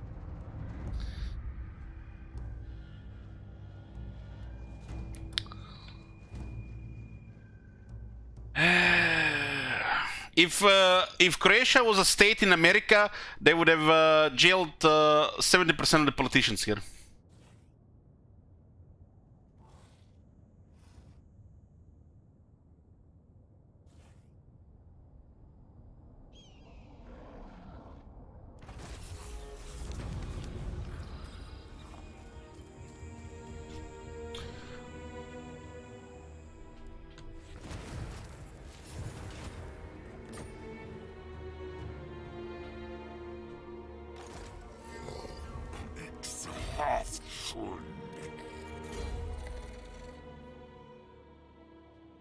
Yoo-hoo.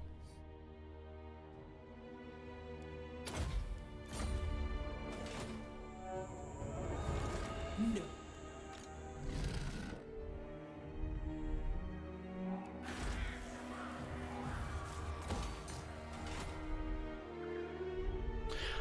We still have a cart in progress.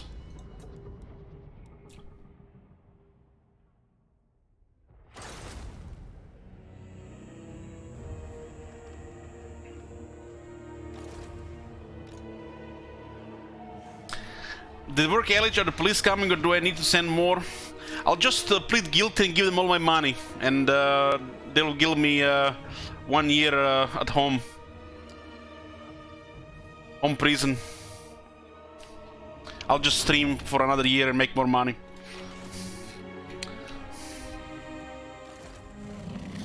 Under house arrest.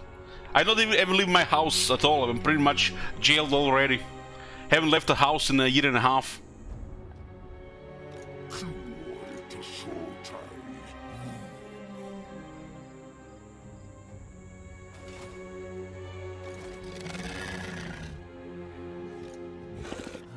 Darkness. Goddess. Let me get rid of Khalida here.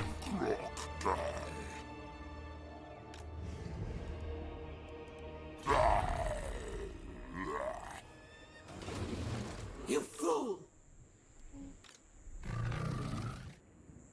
Not this time.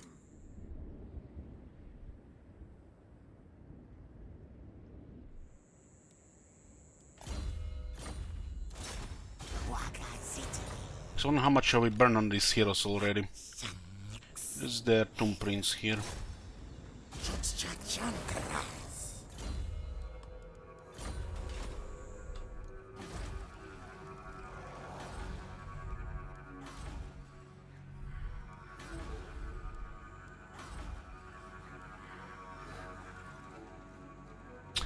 Do they have any jail for talk shit about your government in Croatia? Oh, no. But they had to arrest half the Croatia, because you know, the main political party in Croatia on the internet, they call it you know, it's called HDZ, you know, acronym, but they call it Stilen Z in Croatian, Kradeze, because you know, they just steal people's shit, especially any rich people first, and then they, you know, they're the new rich people. Makes you wonder how many new rich people they're gonna be after the crisis finishes. How many millionaires gonna appear overnight because of new found wealth thanks to the you know, smart medical investments.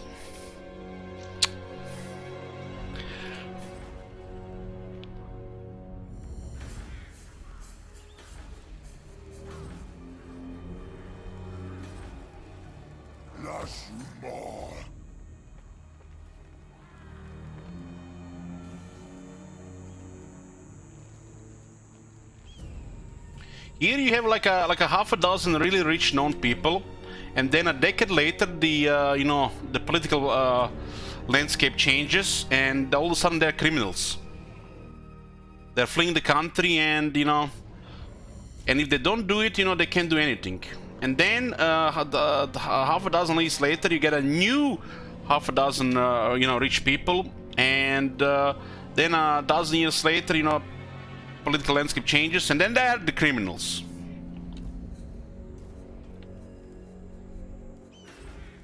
So it always feels like all these new politicians that appear here are, you know, like righteous without a fault, you know, and then two decades in Croatian politics, they all become, you know, corrupt and, you know, help the rich people get richer.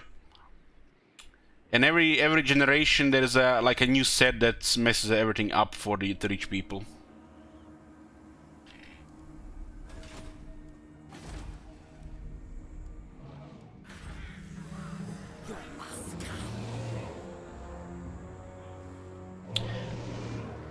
A recent thing, there was this guy who was one of the presidents of the football teams, probably the most known football team in Croatia.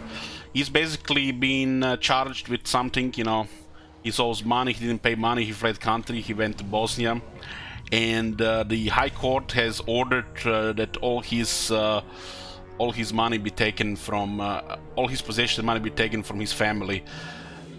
His brother is the next generation of family. Heck, even his tax accountant lost. And they even taken the spare change money out of, you know, his daughter's purses. They've taken everything out of them.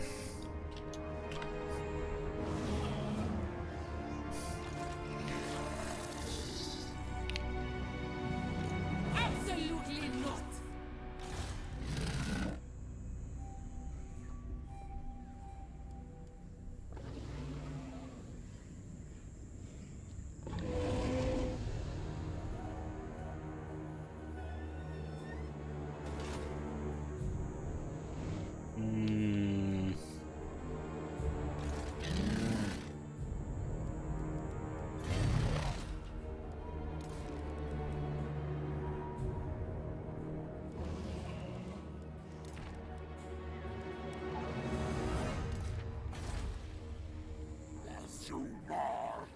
I don't think the modern world can work without corruption.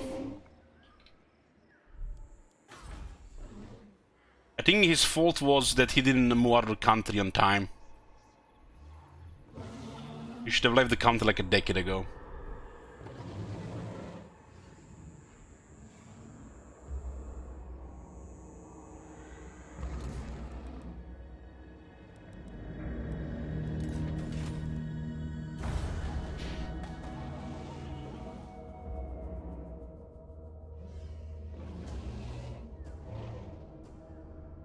Same shit with the mayor here who recently died, and the same shit with, you know, another guy who pretty much owned the Croatian version of Walmart.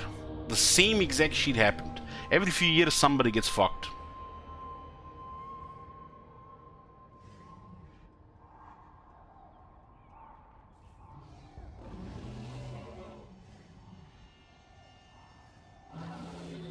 Nobody's perfect, but with a little bit of corruption, nothing gets done. That's the truth.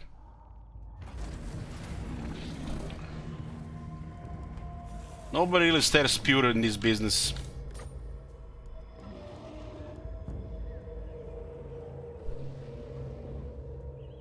Armor plus 5 and 10% weapon strength for Temple Guards.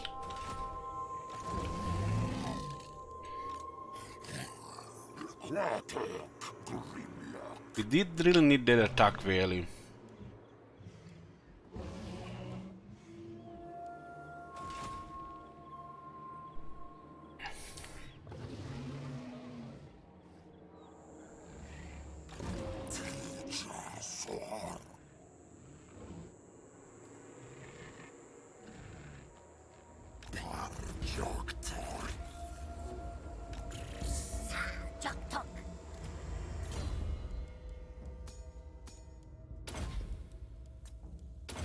Certainly worth to get a cold one on Saurus Scar Veteran as he's getting higher.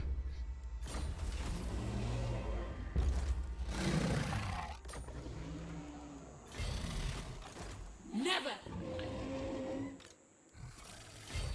Fuck-tack.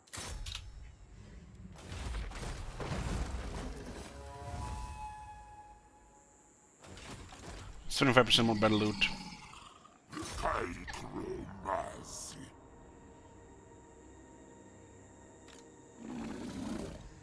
She's just out of range here. The bot is red.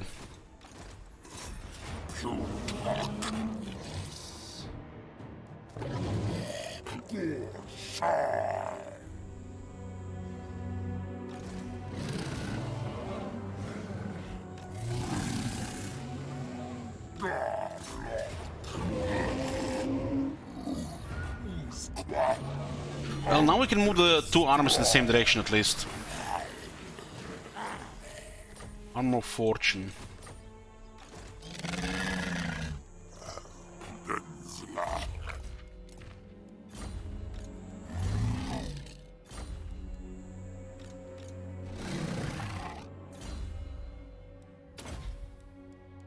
I don't know, guys, you know, it's right that, you know, the criminals get punished, right? But when you hear this shit on fucking, you know, in the news that they even taken the money out of his daughter's purse, it's like the spare change, that's like fucked up, man.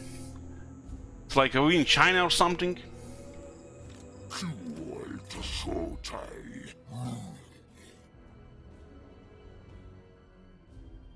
The court ruled they can rob them all.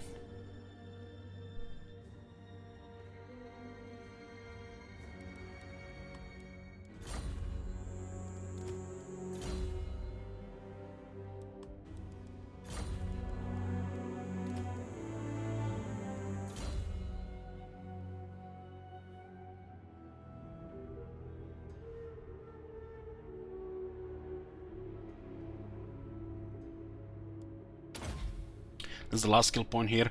So if you don't get Pterodon and Stegodon, or 2 of the 4 mounts, you can get full block armor full.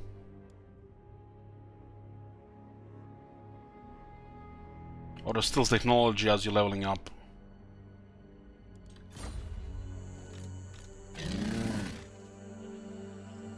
Somehow we actually get movement after that move. Interesting.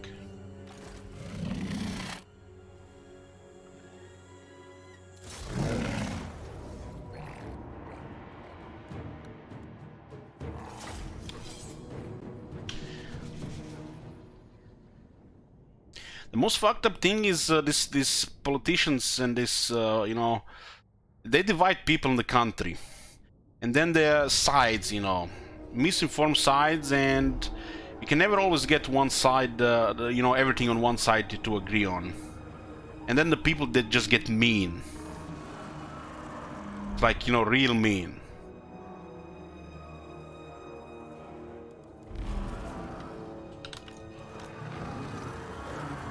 I think that's like the biggest issue with politics, like, you know, that it's in their favor because, you know, they just divide people.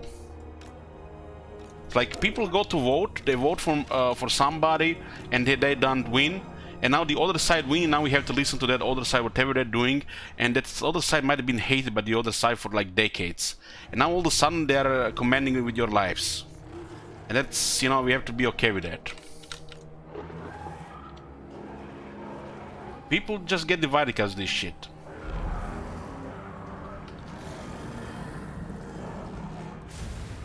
Bad thing, we already divided in a bunch of countries, then we are still divided inside our own country.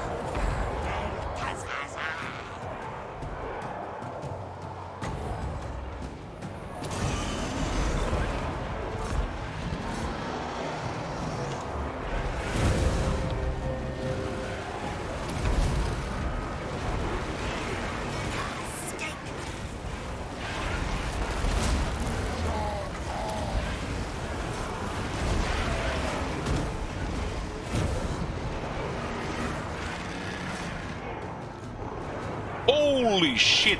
Just like that. That was quick. She has a massive defense.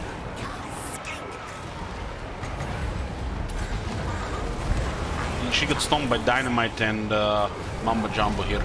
This one is pretty good at dueling large. Especially if he has assist.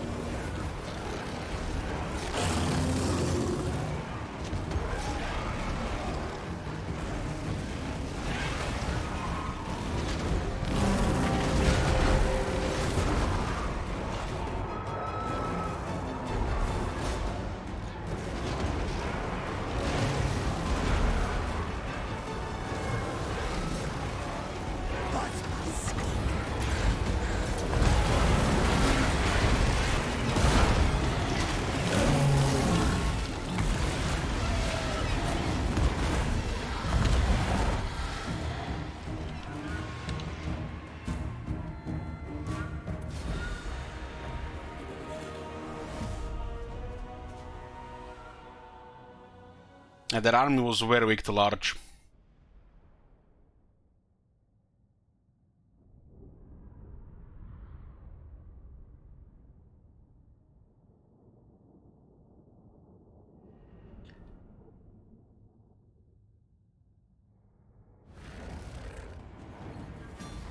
Warhammer movie, 90% of the audience would walk out thinking, who the hell is the good guy? Answer, of course, is Davi.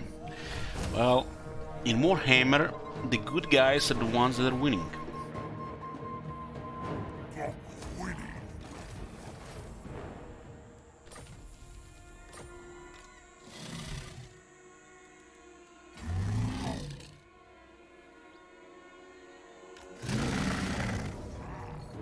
What the... When did this happen?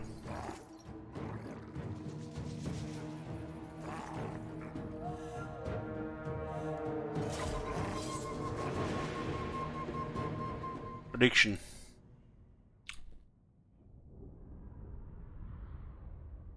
So they joined the war for somebody? I missed it.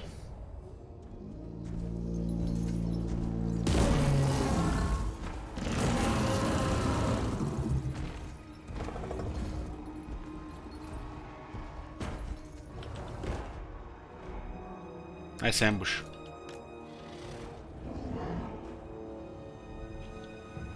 How many Minotaurs we are talking here? 3? 4?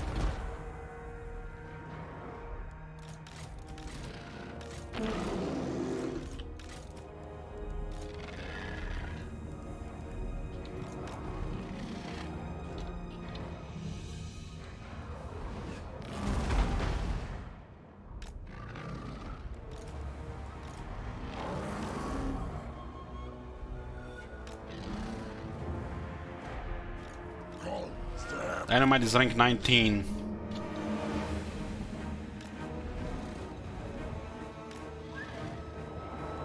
The Kroxigors have way too much armor. Minotaurs can do a lot of damage, especially on infantry, but we don't have infantry.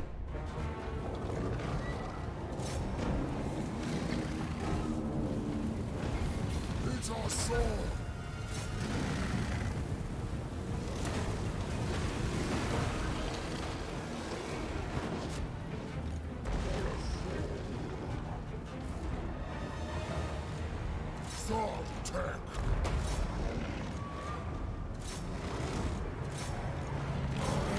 Don't have the curse on the in the beast lore.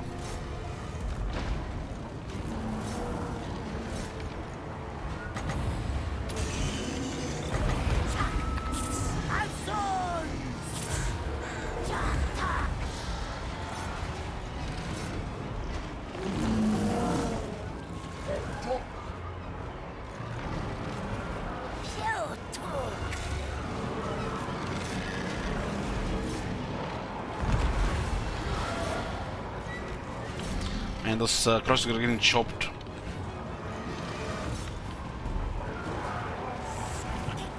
Minotaurs for the AI have ridiculous stats.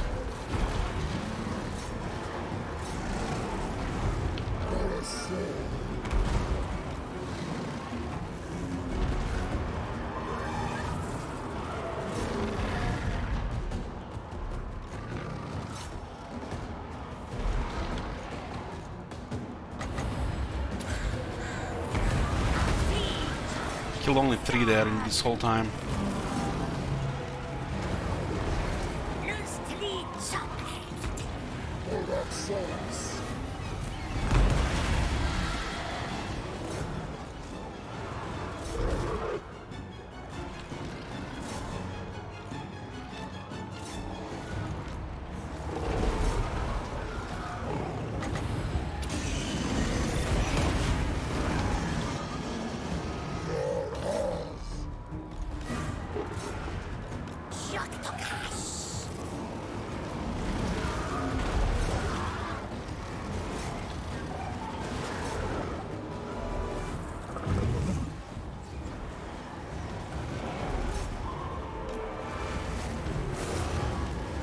Yeah, the Big Daddy here is it will require a lot of chopping to bring down the Big Daddy.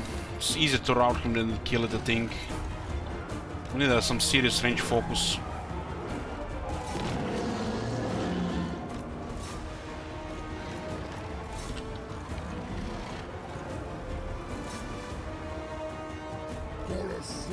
This one made all the difference here. This one is pretty good against Minotaur.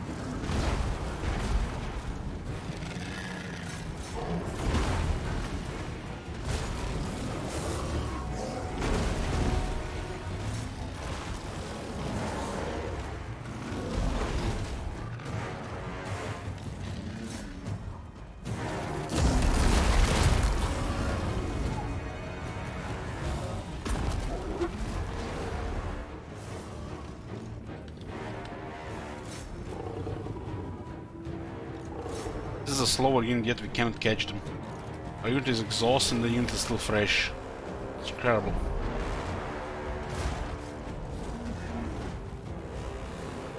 This looks like a close victory.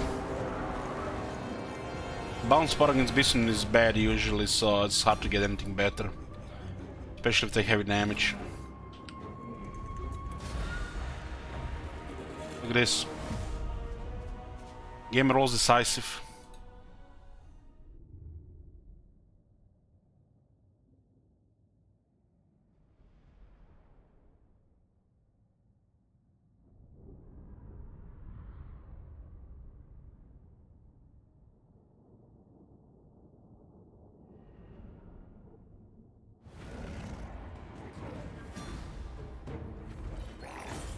It's probably because the balance bar was fully yellow.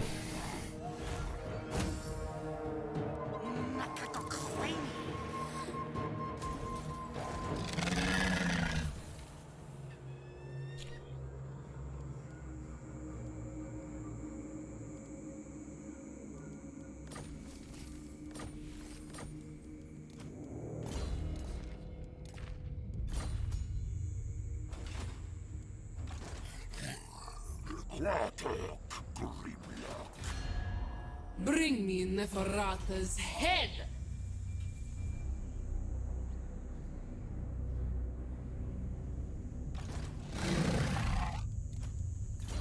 Dynamite is immortal.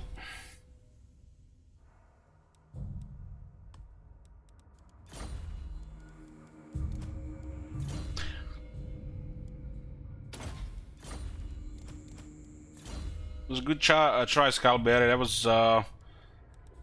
was not far to roll close, but it was close. Taking like 1,000,000 damage.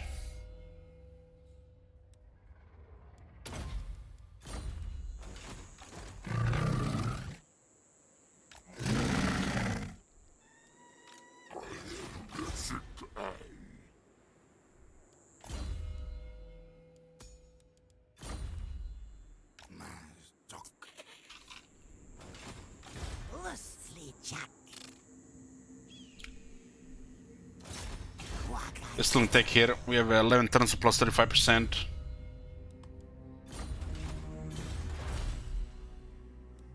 The last tech here is 5 attack and 5 defense for Temple Guards.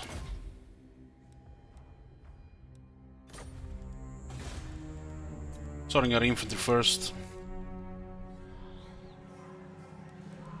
Let me just see what we can expect out of Gorok.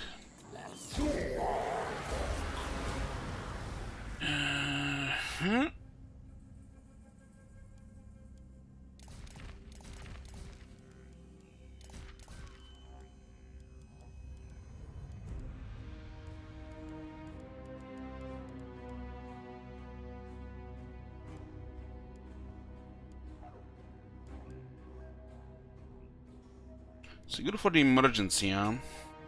They went with the Proud Warrior, so we can get Saurus on him. Blessing of Hunchi. 20% more battle loot.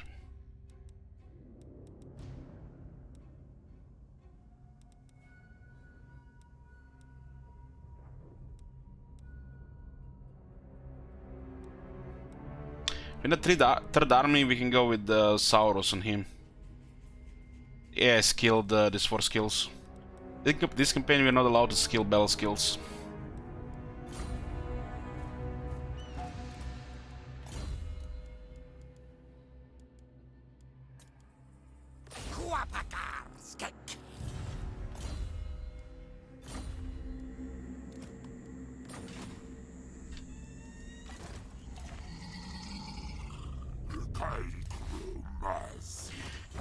The Hanon is nice, it gives us 5 public order faction wide.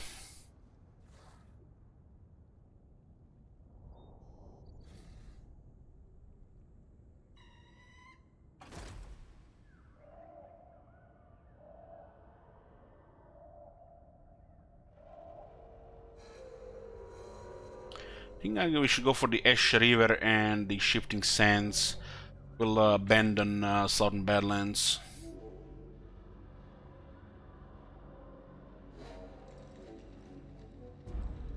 It was about to get wiped out, Bison. Just pay attention to diplomacy return if it's viable.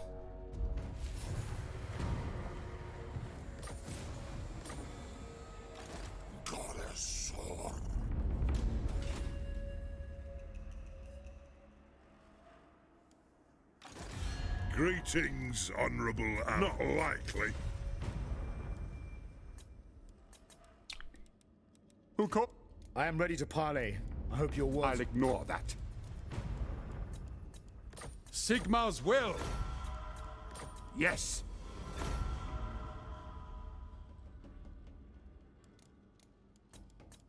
On it. Indeed.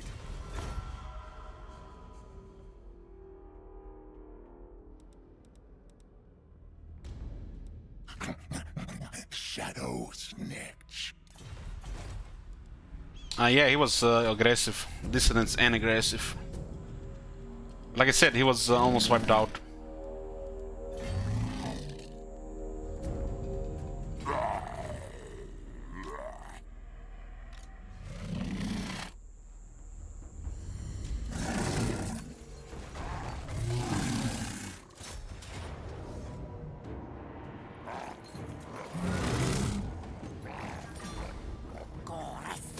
city.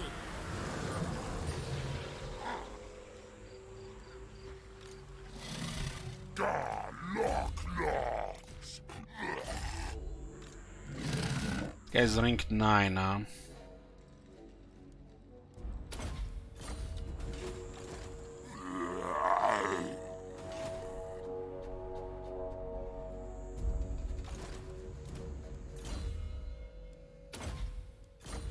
If you really want to confederate somebody, the key is just to check diplomacy every turn. My eternal form.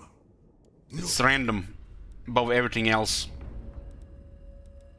The thing that will guarantee the most, increase the chances the most, is the Chaos Invasion. What tribute do you offer the great king of me? So I tell you, check every turn, and you might like Elich told me to check every turn. Then you check like for 5 turns in a row, then you forget, and then you check the next 15 turns 2 times, and it sucks, doesn't work. And maybe in half of those turns it was available. Sometimes you need to split the deal between like 15 and 30,000 as well. It can go as low as that. We confederated also the Aztec down here as well. You know, they remember the ones that never confederate, according to people.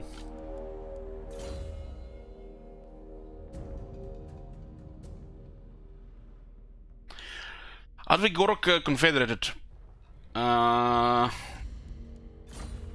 Krogar has a quest battle, which is here. We confederated the Henwen, we saw Gorok, and then we later confederated him before he got this overrun by the Clan Pestilence.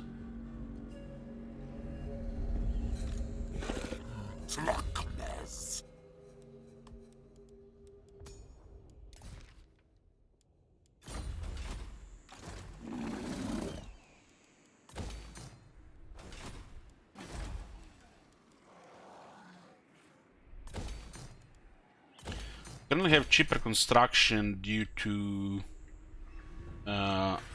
event, which is a nice little Lisbon event.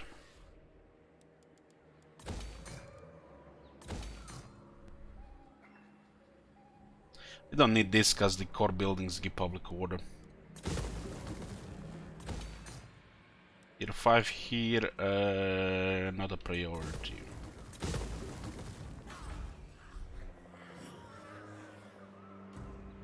Eldritch Dragon's wolf damage bug, they seem to be shredding things they shouldn't shred.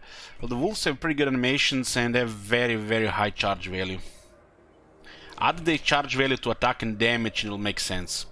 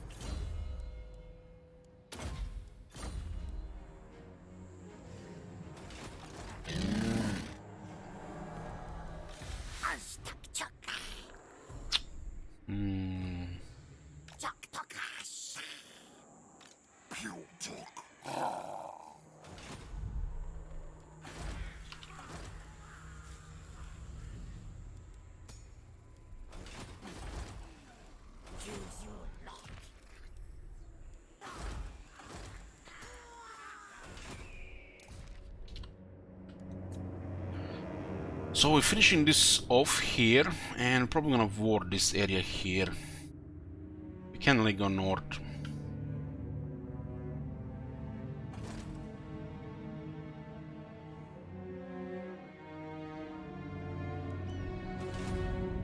Look at the Empire, man, just dominating.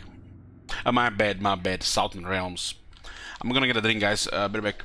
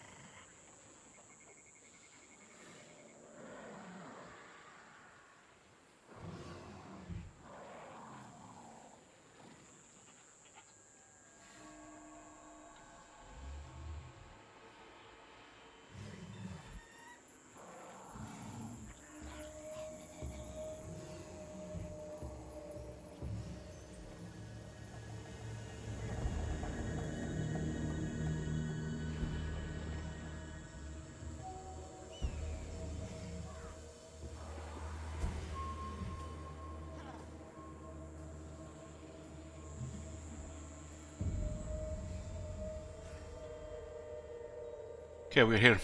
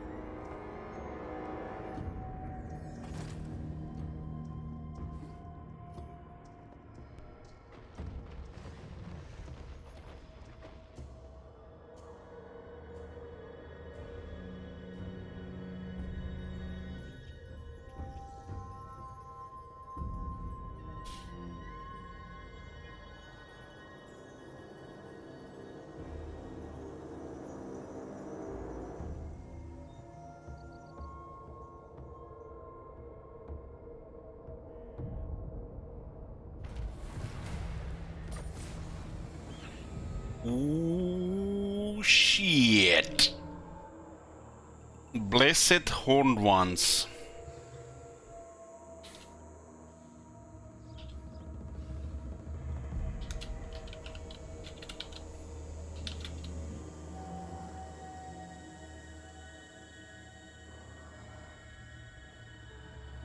What's number 7, huh?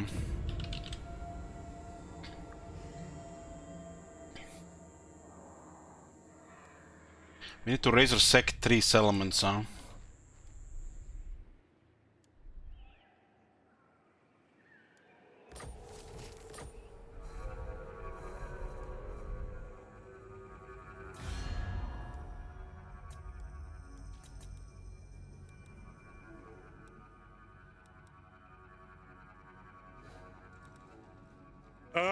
Welcome, friends of the Down. No reason for it.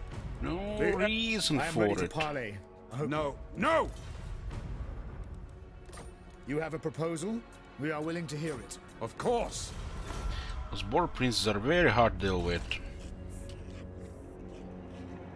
These guys make the most sense next. We can get 3 provinces here. Puts us to 10.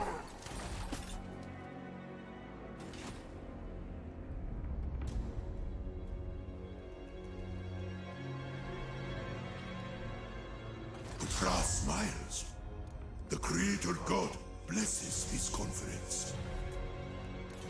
You'll break all the treaties next turn. Southernburg is a good target as well, as long as they don't meet the other guys. They might have actually know about other guys because they have a big port. We need to crush them in a short time.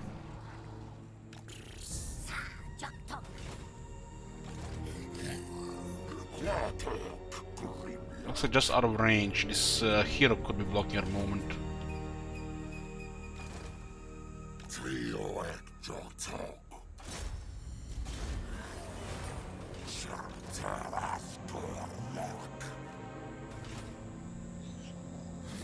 Just out of range.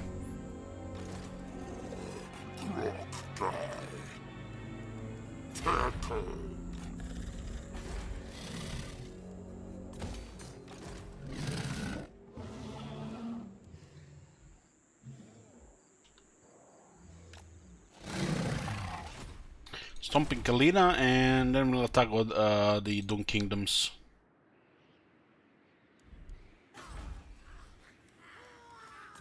We still have cheap construction for 6 turns. Some marble here.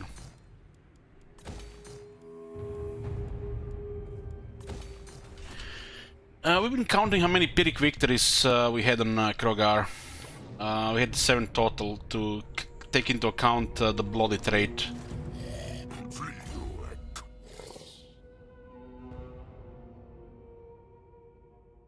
Five Pyrrhic victories, 7 Pyrrhic victories, and this one is probably a 10.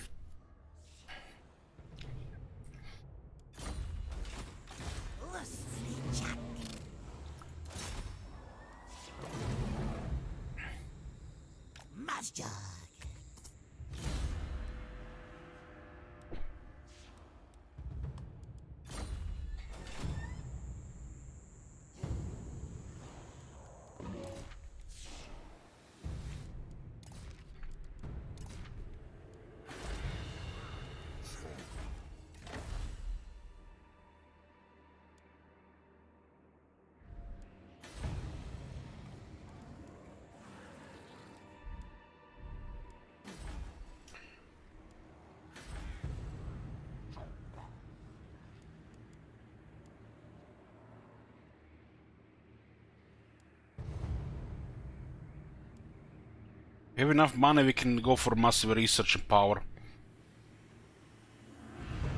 5 public order is it doesn't matter anymore. It's the change here. They made it even better because we get positive public order.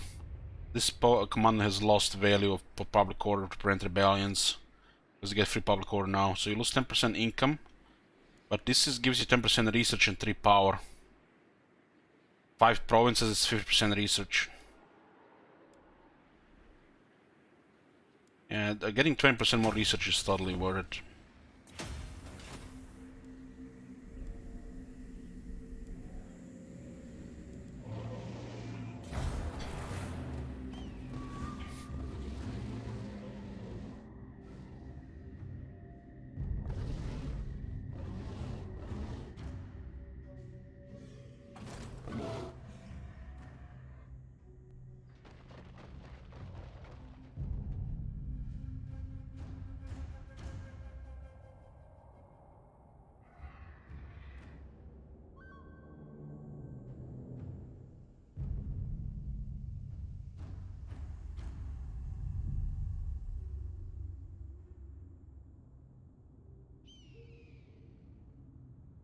What?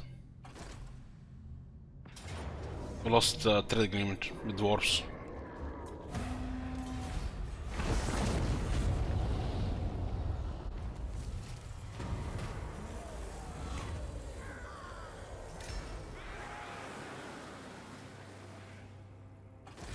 Greetings, honorable ally. It looks like somebody has raised rank hills and this one got occupied. They lost connection. Not by me. Without that trade agreement, the relationship will deteriorate.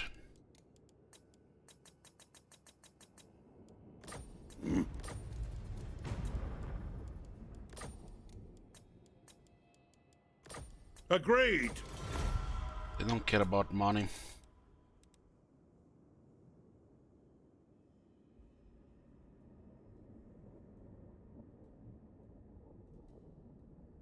So, I am ready to parley.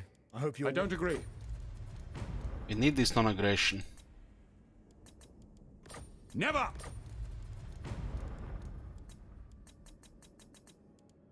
I refuse. This faction doesn't even have money, doesn't want to accept this. Empire's blessings, It's yes. been deteriorating So be it. faster than we were getting it up. We have to do it 5 at a ready to time. parley. I hope your words are wise. Affirmative. Right. I will. Pleasing border princess also pleases the High King at the same time. Otherwise it's war with all this. That's suicide.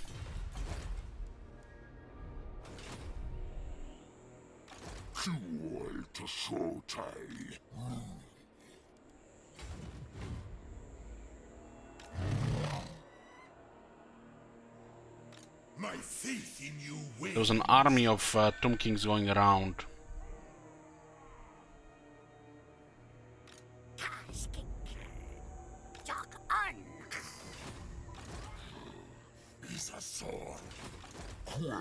You up. My servant fails me.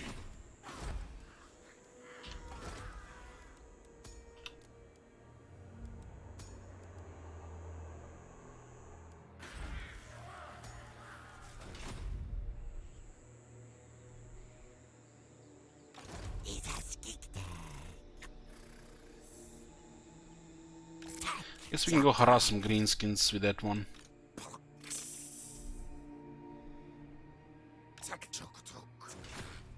You have the attention of.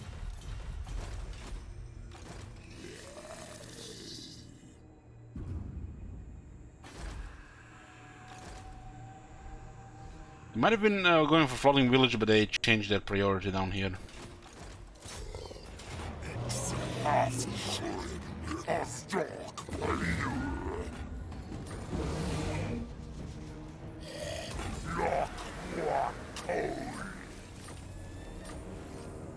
Oh, we got Artifact Hunter.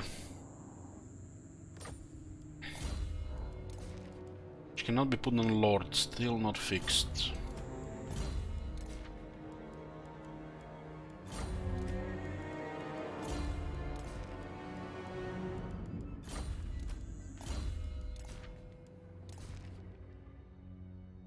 Give us a hard chance to get stuff.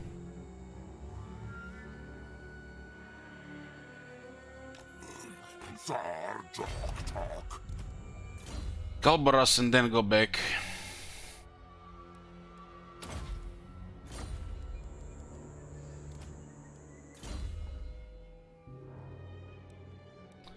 Carnosaur is getting there.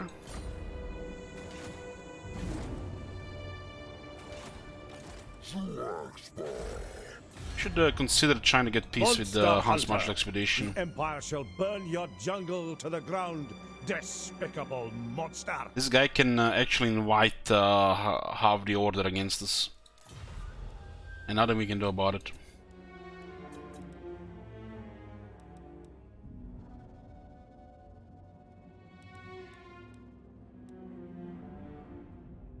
Little has no enemies.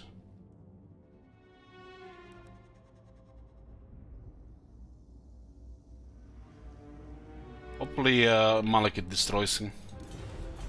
For greater good.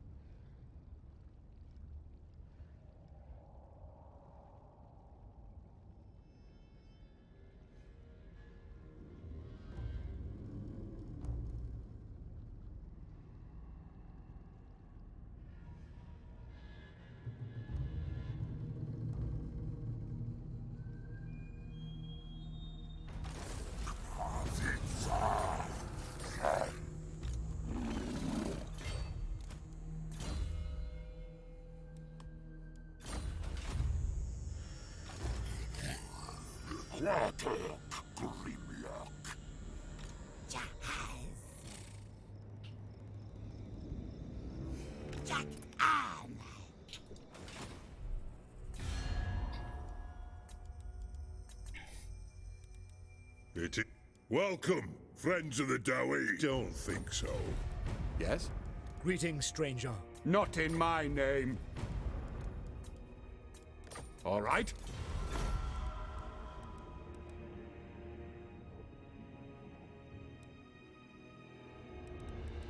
One rug!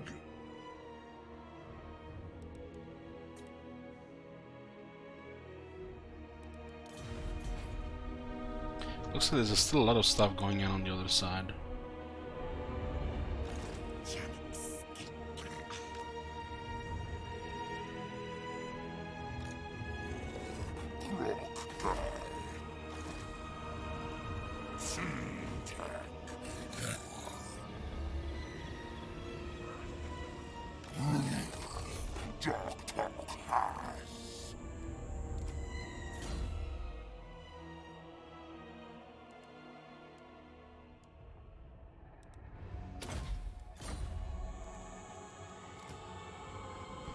Got that tall shield. It's here.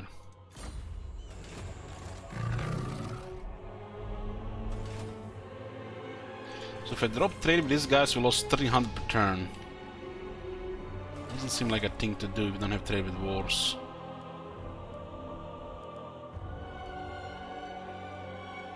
But I guess it's fine. We can wait. Declaring hostilities here. Have you seen that shit?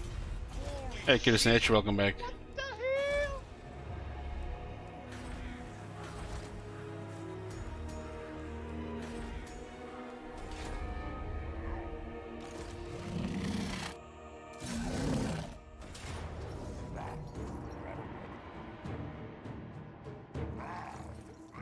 There you go, guys. Prediction.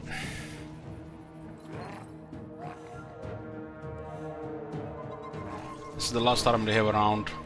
They're about to lose their only provincial capital next turn.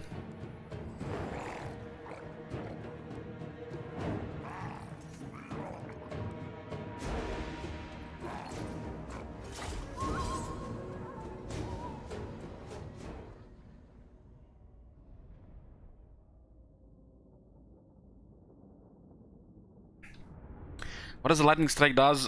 Prevents reinforcements and lowers the leadership on the enemy army by 5.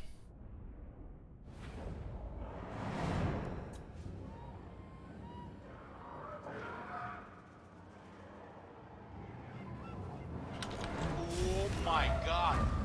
Have you seen that shit? Holy shit! What the hell?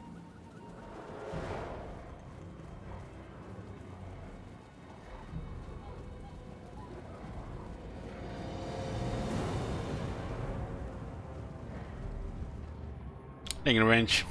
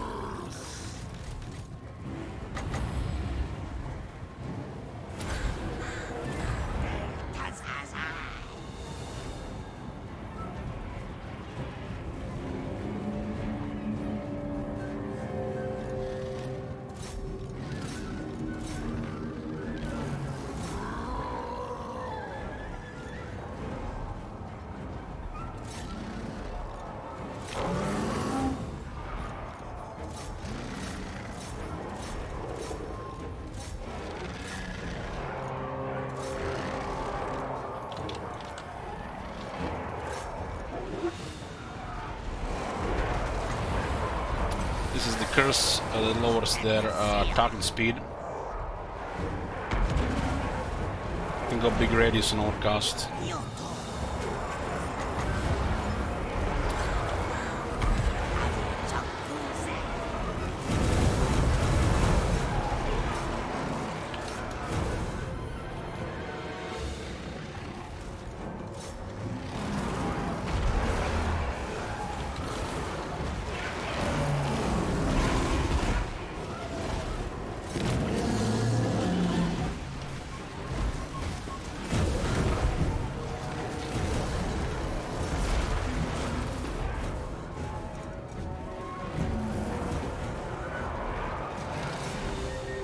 You don't have much choice with Lism and Rosepan. You have Heavens or Beasts. They're both good. With Lism.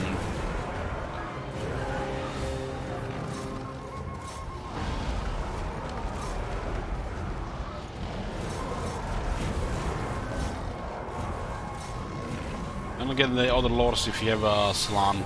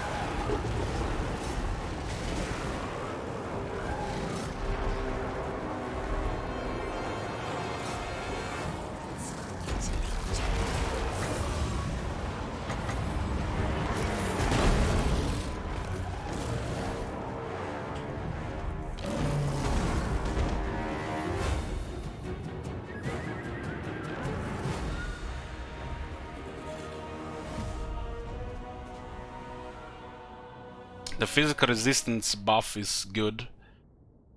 You cast that over the Flock of Doom if you're facing a large army. And the curse to lower their attacking speed is viable whenever, especially when you're doing melee. So if you're facing a heavy infantry army, use Flock of Doom and the Curse of Unrare. And if you're facing a large army, you're casting Pip and the Curse. That's pretty much Lord of the Beasts.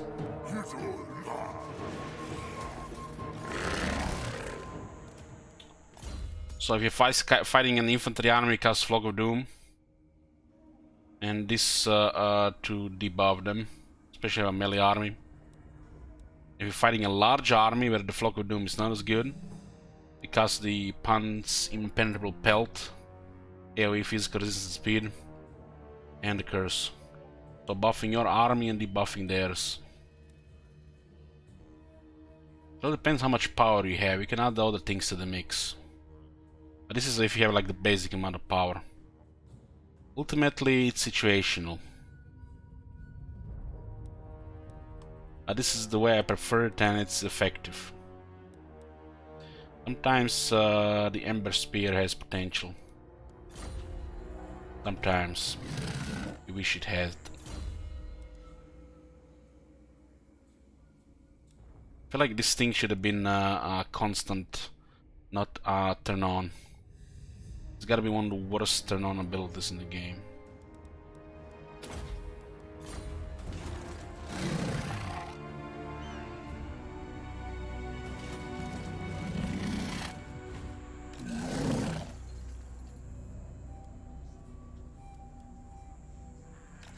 Beastmen, I'm not sure where they went.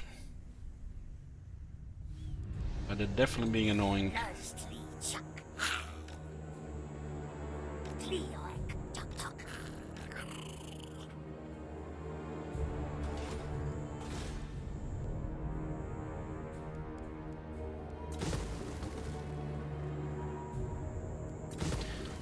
Okay, let's switch this while we still have this.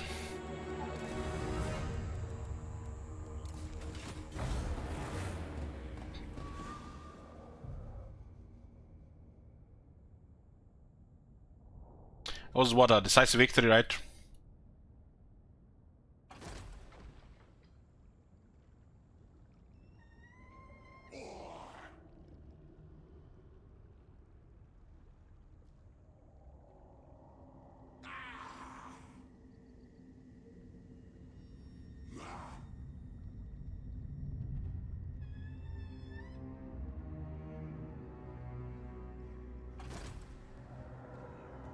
This Beastman, man.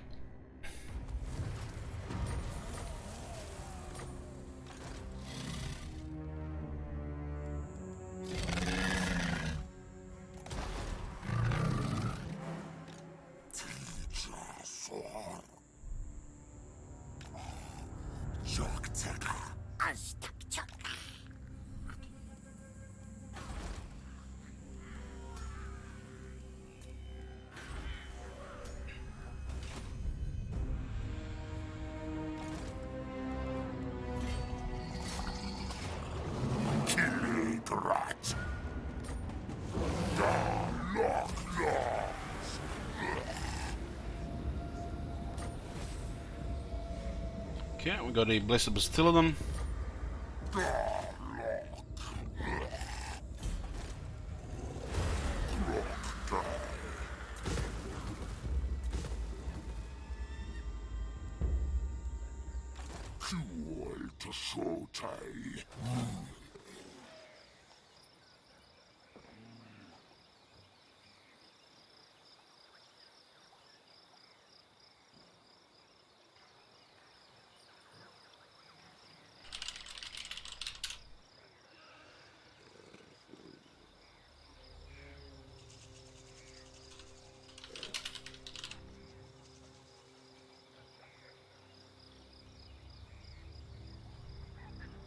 This is their card update. It says here, minor Skaven factions will no longer perform the Scheme of Doom or the Pestilence Scheme. Am I crazy here, or there is a minor Skaven faction hero here of the Pestilence Scheme? And they come from Lastria, from the top of Lastria, to bring the gift of plague to us on the other side of the world.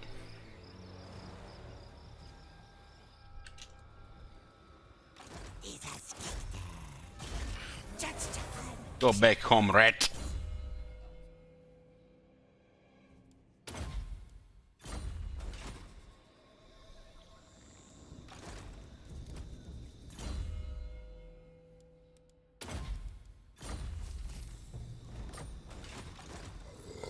Hold on. Maybe this one is because this is campaign started before the update.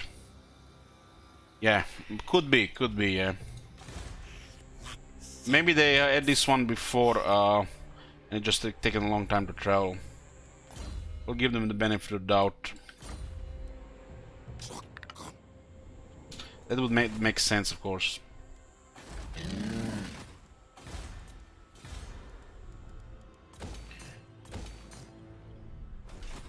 That sec was good.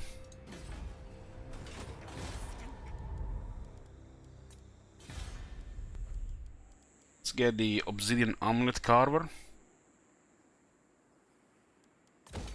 And link this tree here.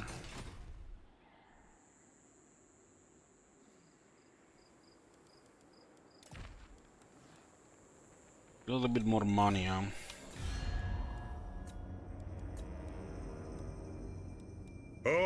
All here. The dwarves have lost 5 settlements. No reason for it. You have the attention. Yes? You have a proposal?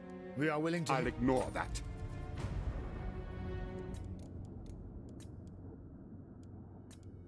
Of course. This is that thing that I patched in the last big update. Agreed. Just have to go to a higher threshold, which is harder to achieve.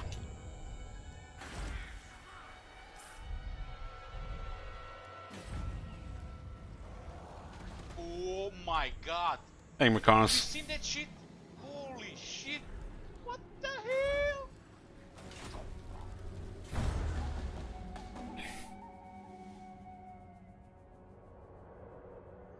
Where's Chaos? In the north.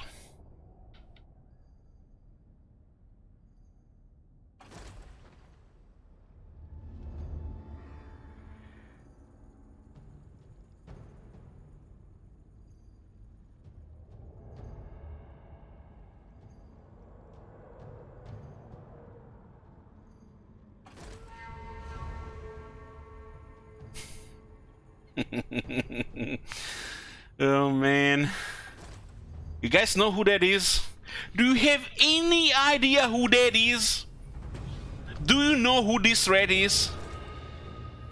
From the land of Isthmus of Lastria, at the border of Nagaroth, the minor Skaven clan, the big enemy of Hexoatl, the initial enemy of the Grand Pepe, is coming.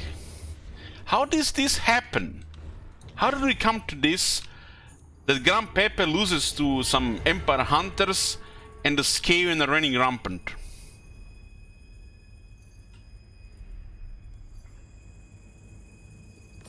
Maybe the Grand Pepe has napped for too long. I'm sure if he had woken up when he was napped, he would have just poof, destroyed them all in a just, you know, like Thanos, with a snap.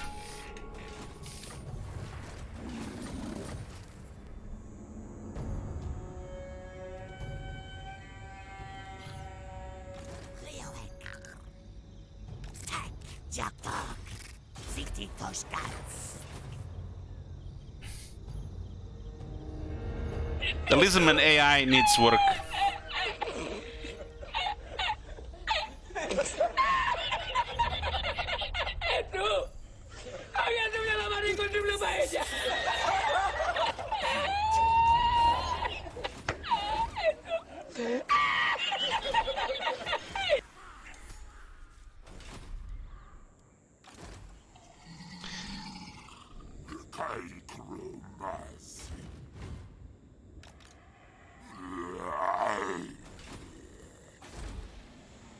Need to bend this city.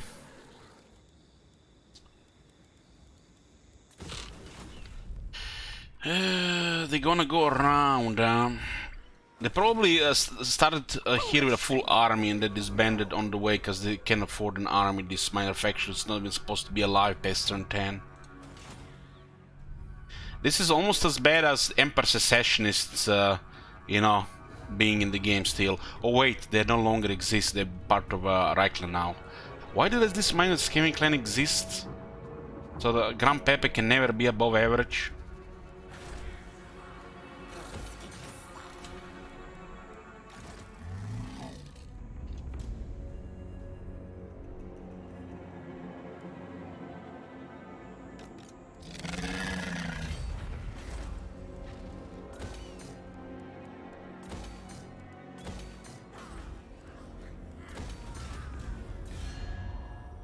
Yeah, sometimes the Lizardmen take last. It's not because of Grand Pepe, it's because of most likely a combination of Gorok, Minor Lizardmen, and the Grand Pepe. I've seen last 3 on the Lizardmen, but it's mostly because of Gorok, not Grand Pepe.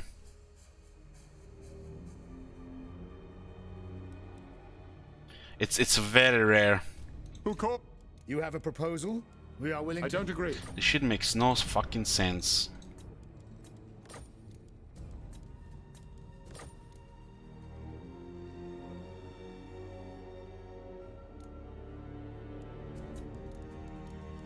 This is the fucked up diplomacy that happened 2 updates ago. I will. All right. We have to please a minor faction, so he doesn't drag all the major factions to war with us. Just because the diplomacy is screwed.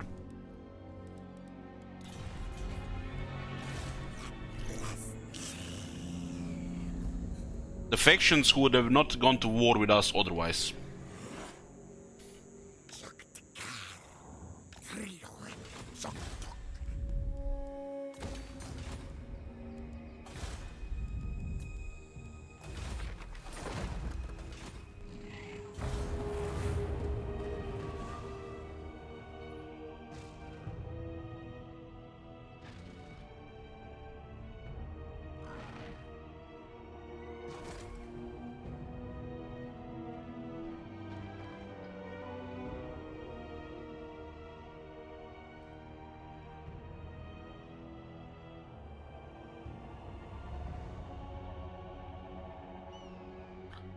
As the player, the Grand Pepe has a tricky start, especially because he has a negative diplomacy with some factions, so means more bad RNG.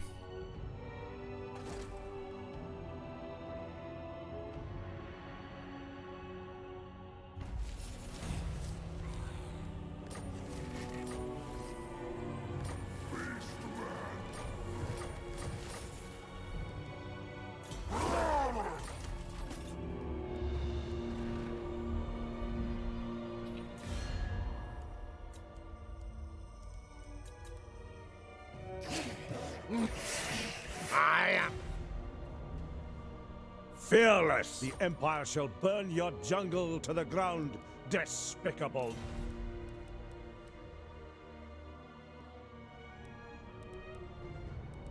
Yeah. Welcome, friends of the Dawi. All right. Finally.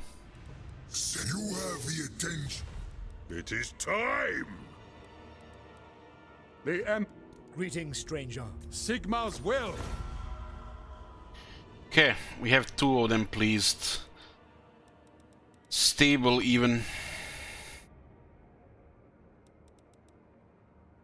This one is we should call him Factor X, because he can invite half the Order against us.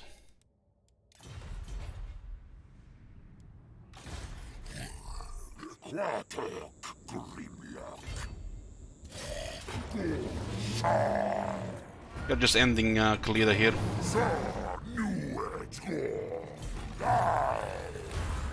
Oh, perfect clear on Krogar, nice.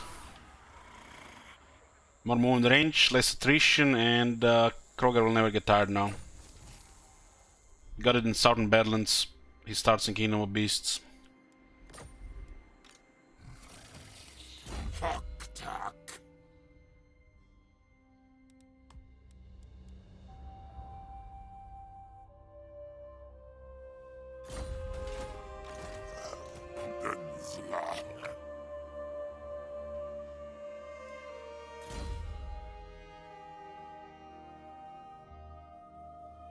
That's a dangerous route, Zimli.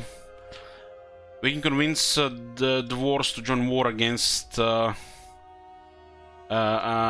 him, which is highly unlikely. And there is a higher chance they make peace and then Marcus invites the wars against us than anything else happening.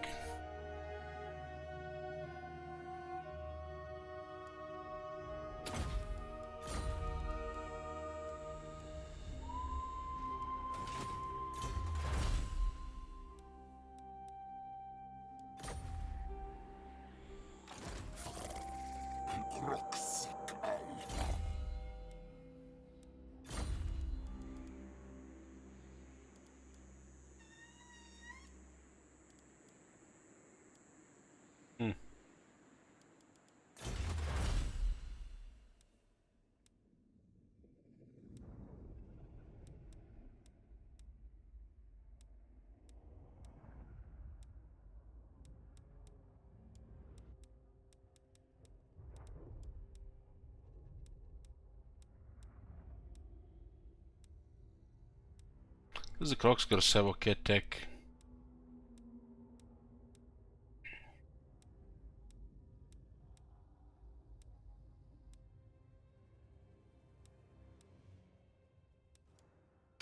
I'm going towards this too.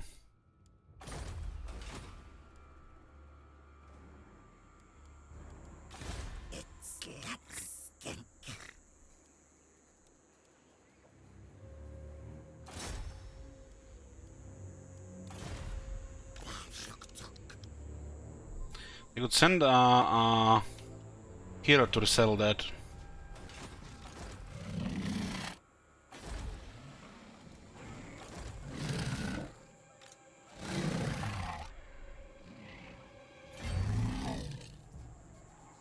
Need to get rid of this beastman.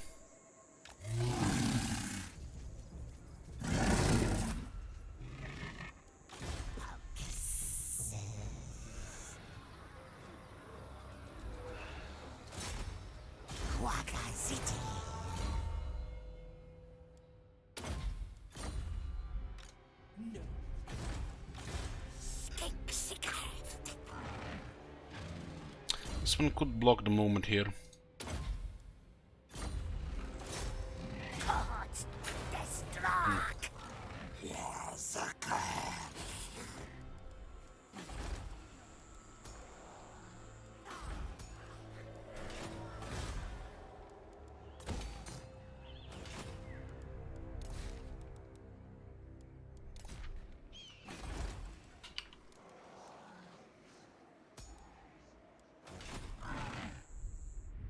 Khalid almost gone, then we'll go for Doom Kingdoms.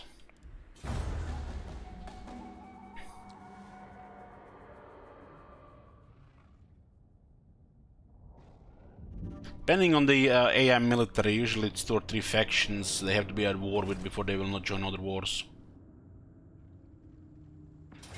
But there are other factors as well.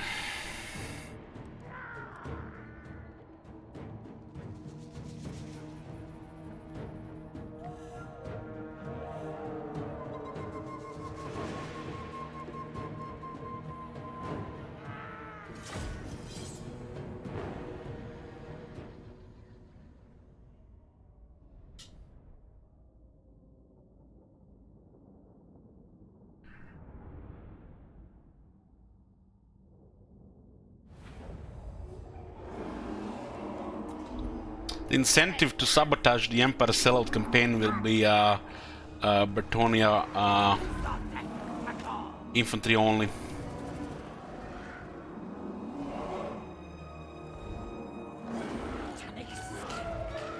With only 1 hero per type in the army.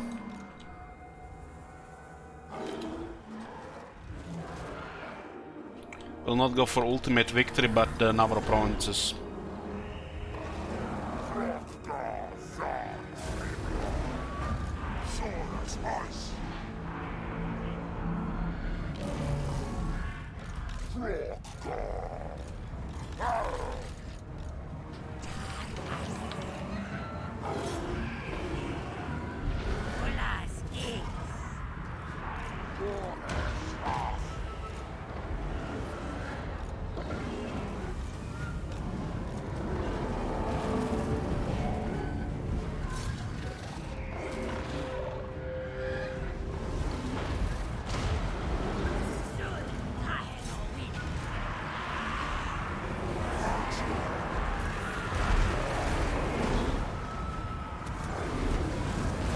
Just made contact 1600 damage.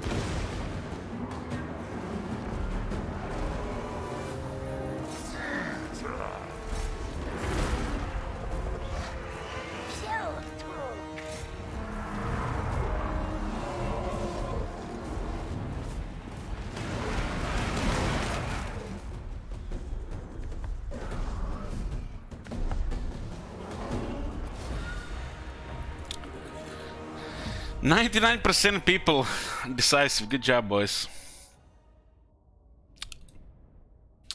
You're learning.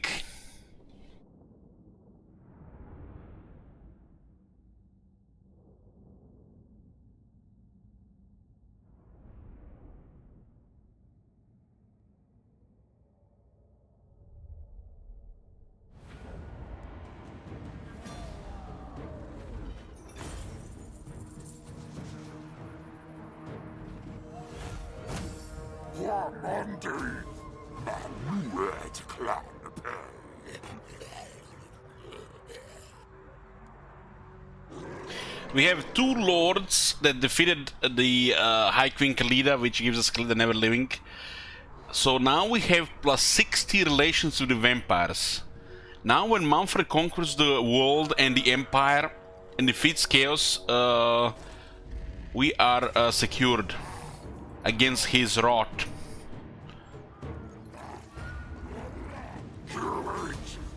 Goddamn cockroaches survived.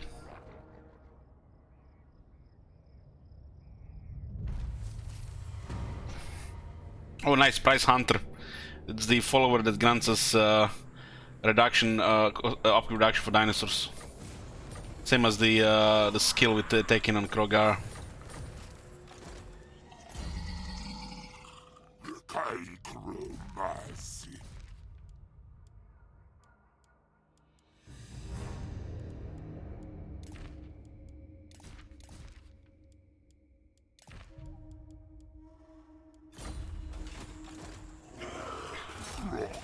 Should be their end. Oh, they survived. I guess I'm gonna get another battle on.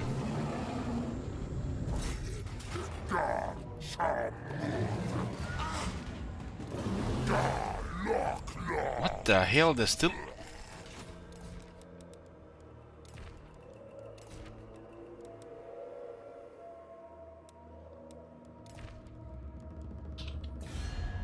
Libaras shall rise again.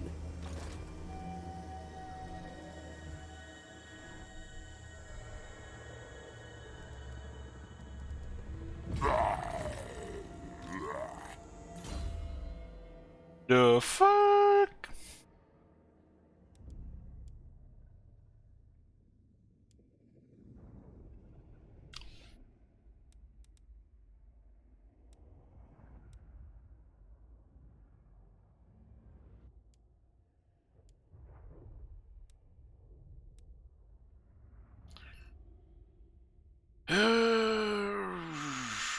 We don't really have anything else to take on.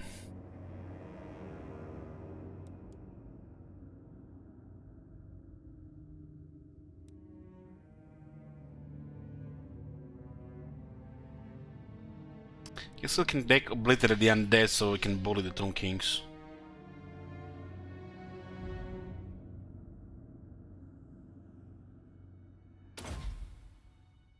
This army gets additional 10% weapon strength on all units against the undead.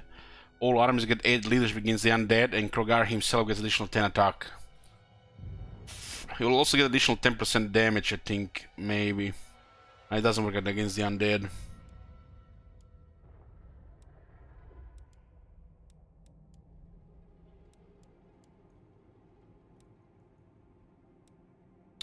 We have a house rule for this campaign. We're not using. We can skill the red skills.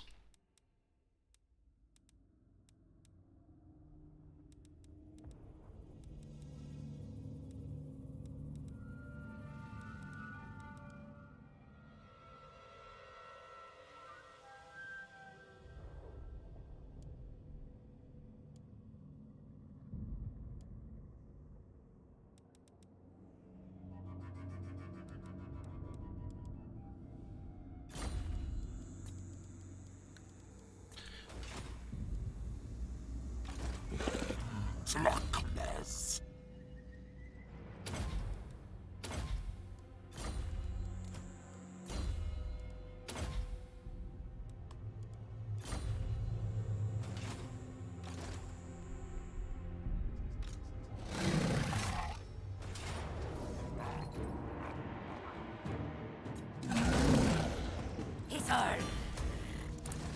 What you laughing there, Elitius? You never know. Better be prepared.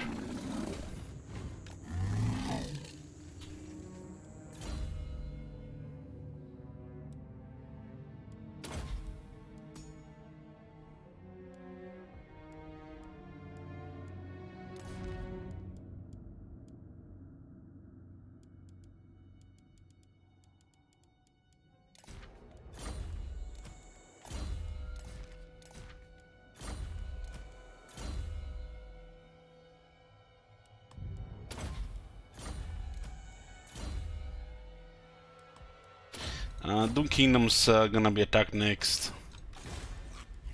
We managed to avoid the wars. I mean, this is interesting because this one of those campaigns where we are avoiding a massive war.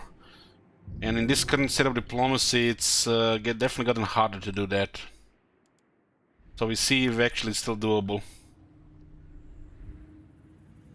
It looks like this campaign will be avoiding a massive war while trying to get the remaining provinces. We need 6 more.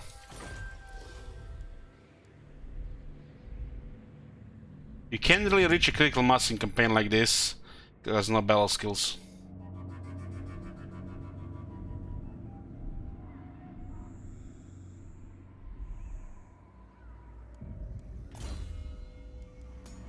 I guess if you had a whole continent, that would be a critical mass.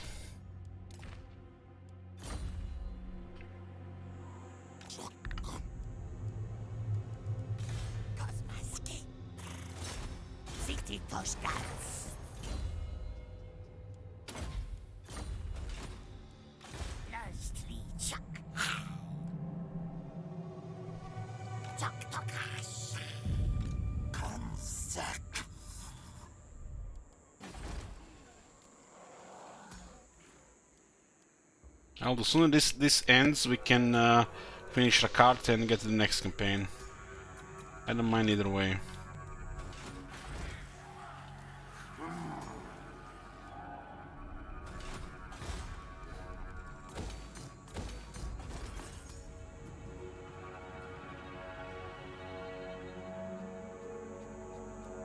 The campaigns that says province as a number for the goal is totally up to you guys. If I even have the slightest plan to do something else with the campaign, it will not have a province goal.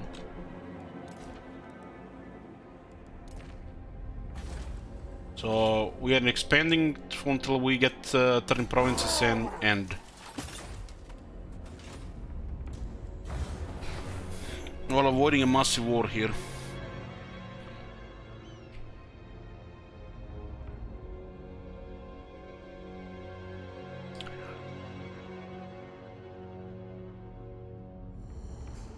It's possible to go in military alliance with Malekith and Tyrion, but it would take a lot of work. Probably take over all of Ultron. Shrine of Cain for the relations, technology for relations, army for relations, and then make them rebel and slowly feed them settlements when you buy their peace treaty, alliance, and everything. Drop all other allies, and there you go. Malekith and Tyrion are military allies against the world. Dark Elves can work with everybody because of envoys, and especially with with the High Elves or Dark Elves because of the couple buildings and technology.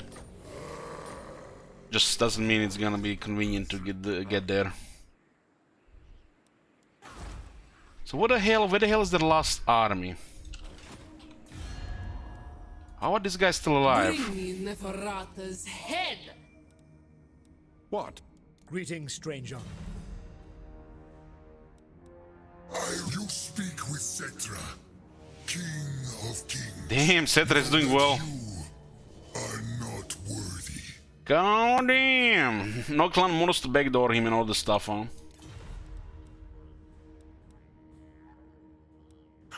Chief Assassin. And welcome, friends of the Dawi. The vampires are at large.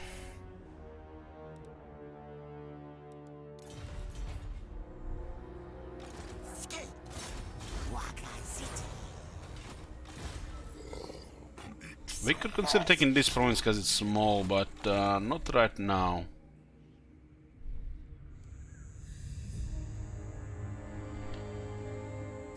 I don't really get where the hell the Tomb Kings left.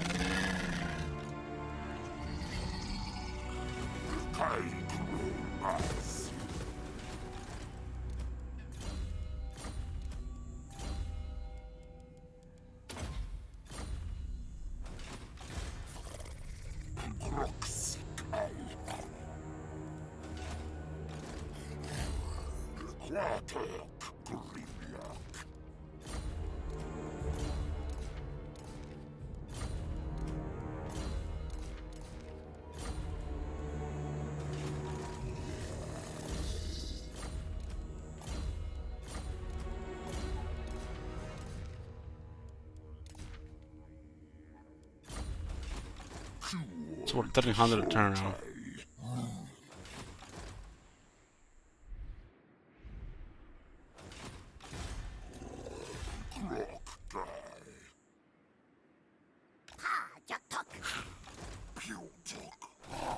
When can war start here? Tyrion warns against 5 turns.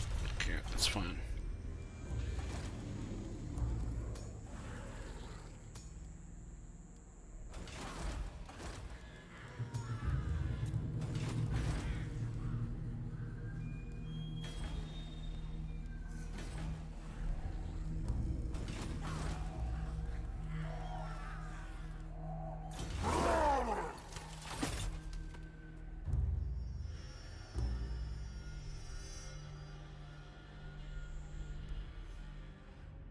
I can go into the desert. The desert is good for Krogar.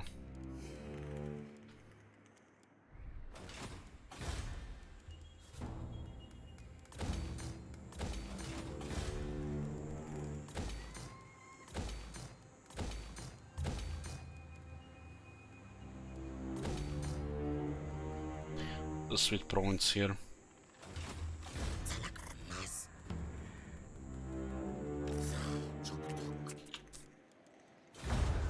There are rich lands in Southlands. Just take the desert across the mountains. Lots of minor factions that usually fight each other.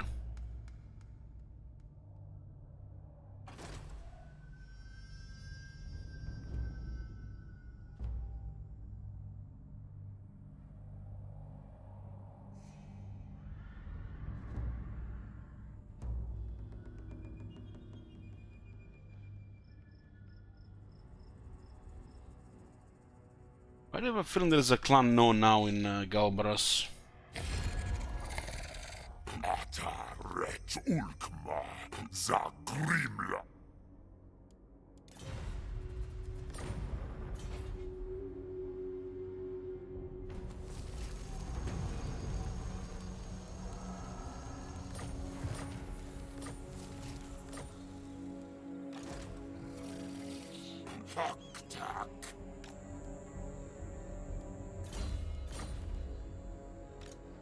Fucking hell, man, there's another one here.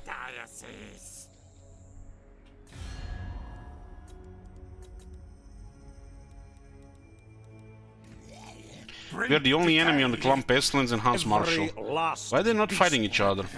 Pestilence will come to all. What's next? They're gonna summon an alliance against us? So, I am ready to parley. To welcome. We have 3 enemies in Luster that don't really want to fight other people.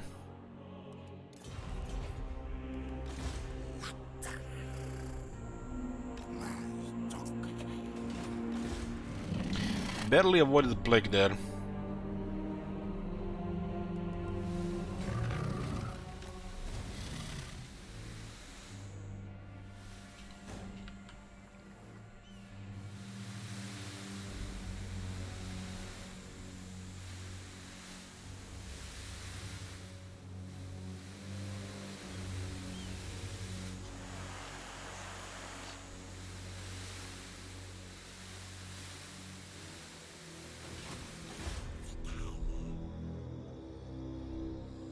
Polio Jackdog.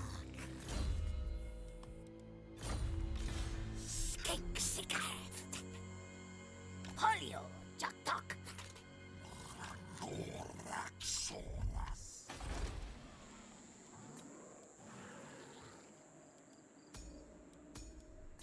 Tonic Skink.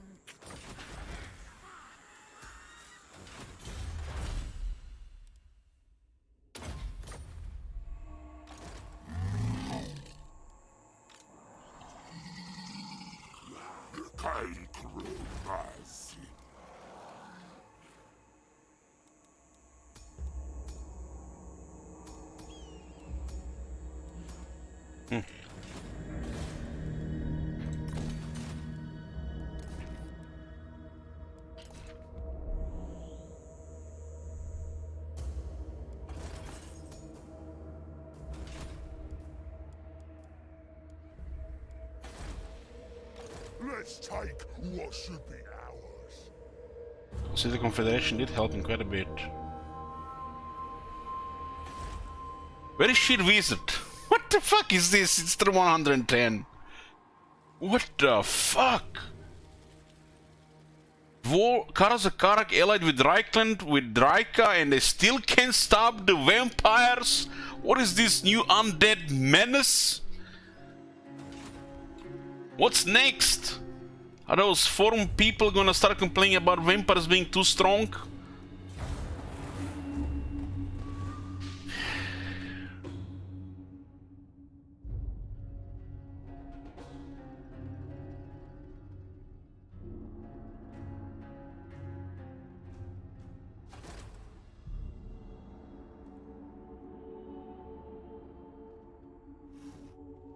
I have a feeling the Lustrians will invade across the desert.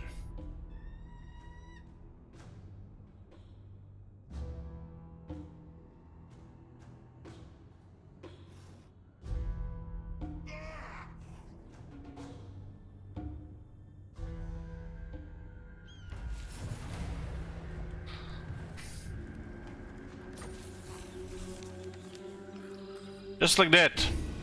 100% research. Sweet dreams, Kalida.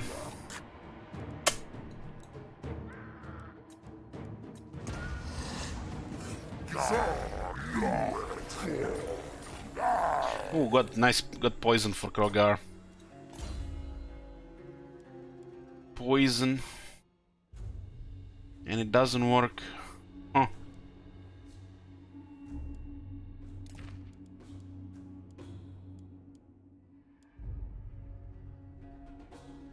Did they fuck up Krogar by adding Discouraged here?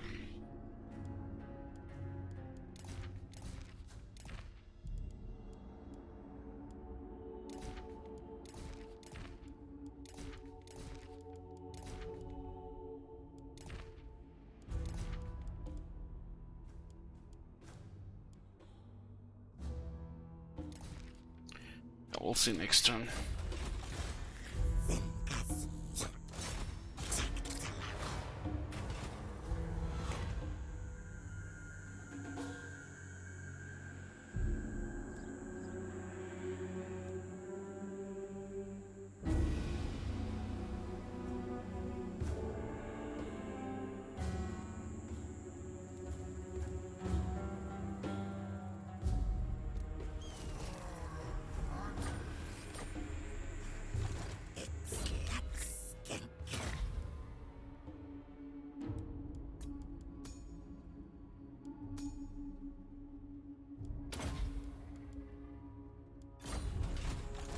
plan scheme is discordant, was there?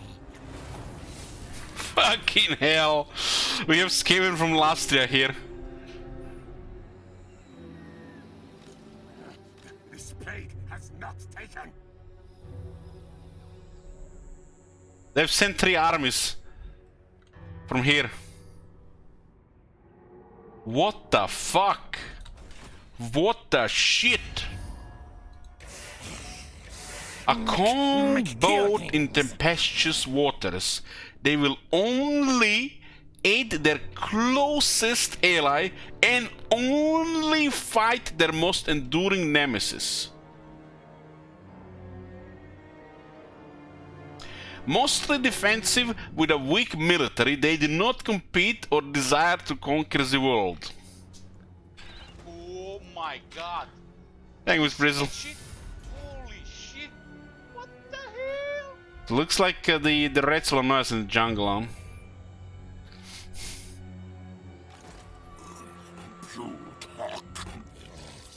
There's a plague on the way as well. You know what? You know what? Destroy the Skaven.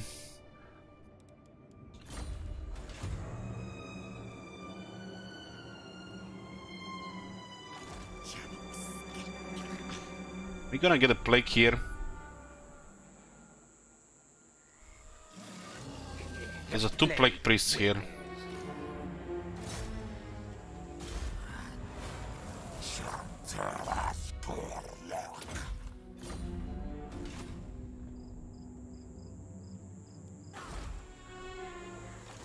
Cosma skink.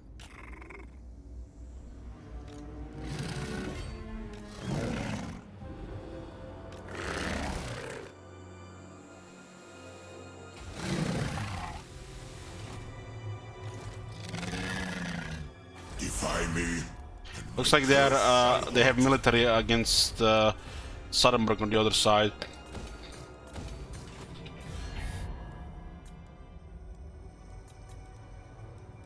Do not invoke the gods around fool. Greetings, honorable ally.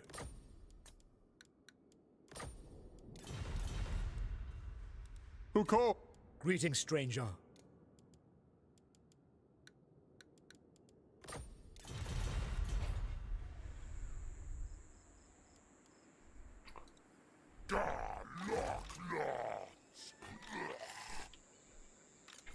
No, you failed. They're taking Galbaros, son. Think me fool.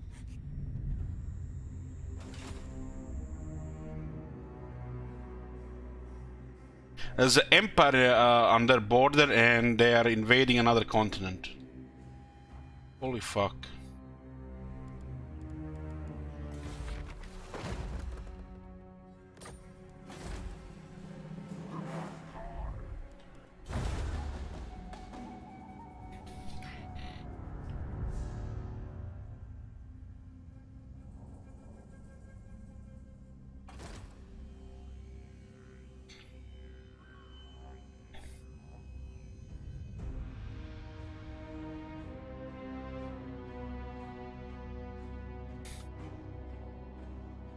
They have no other enemies, Merconos, that's why they're here.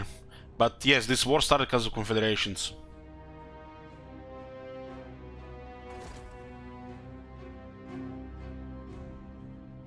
They have really no other enemies. Hans Marshall is ignoring them. And they are both on their border.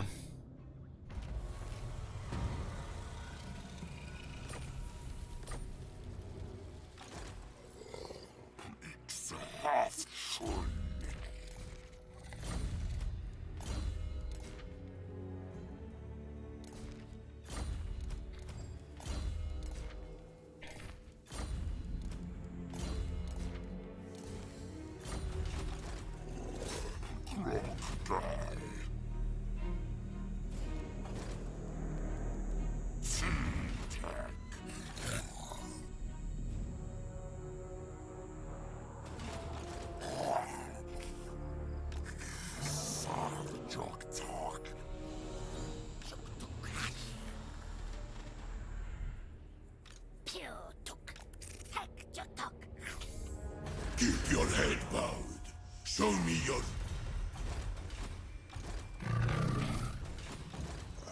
Poison work? No.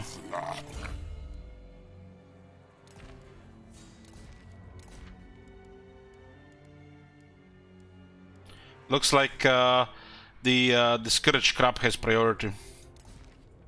They fucked up Kroger's toughness with that.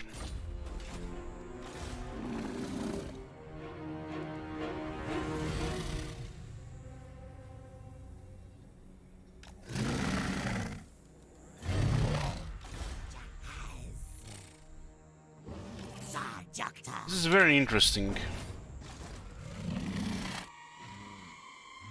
We don't take attrition in a desert, but we take attrition in a barren wasteland.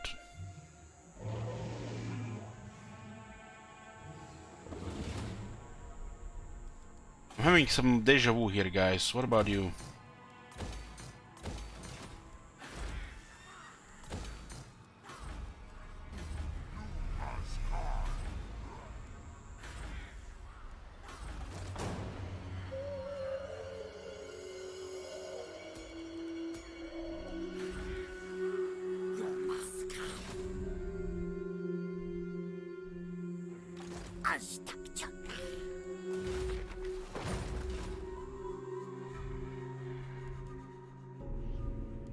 We should try to get more heroes, because they're coming from so many directions.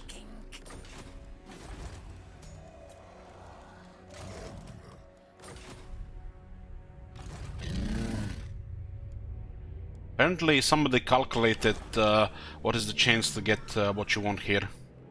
If you want one specific trait, the chance is between 7 and 9%.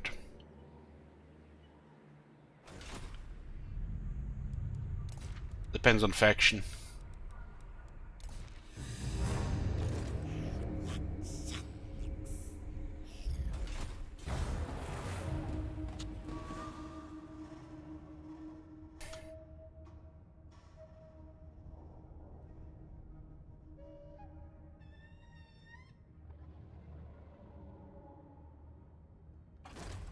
Oh, he got another plague there. What the shit? You guys seen that? Please guys tell me I'm not crazy and that city is under our zone of control.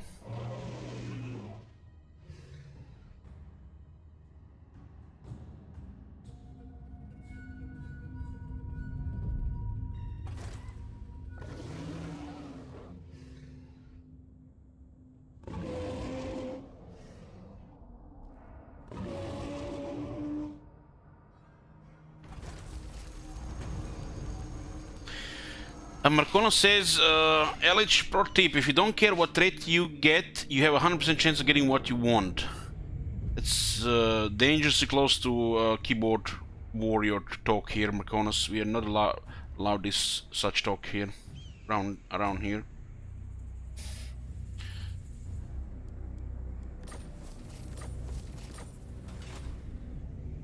Next thing you're gonna tell me, it doesn't matter what faction I play.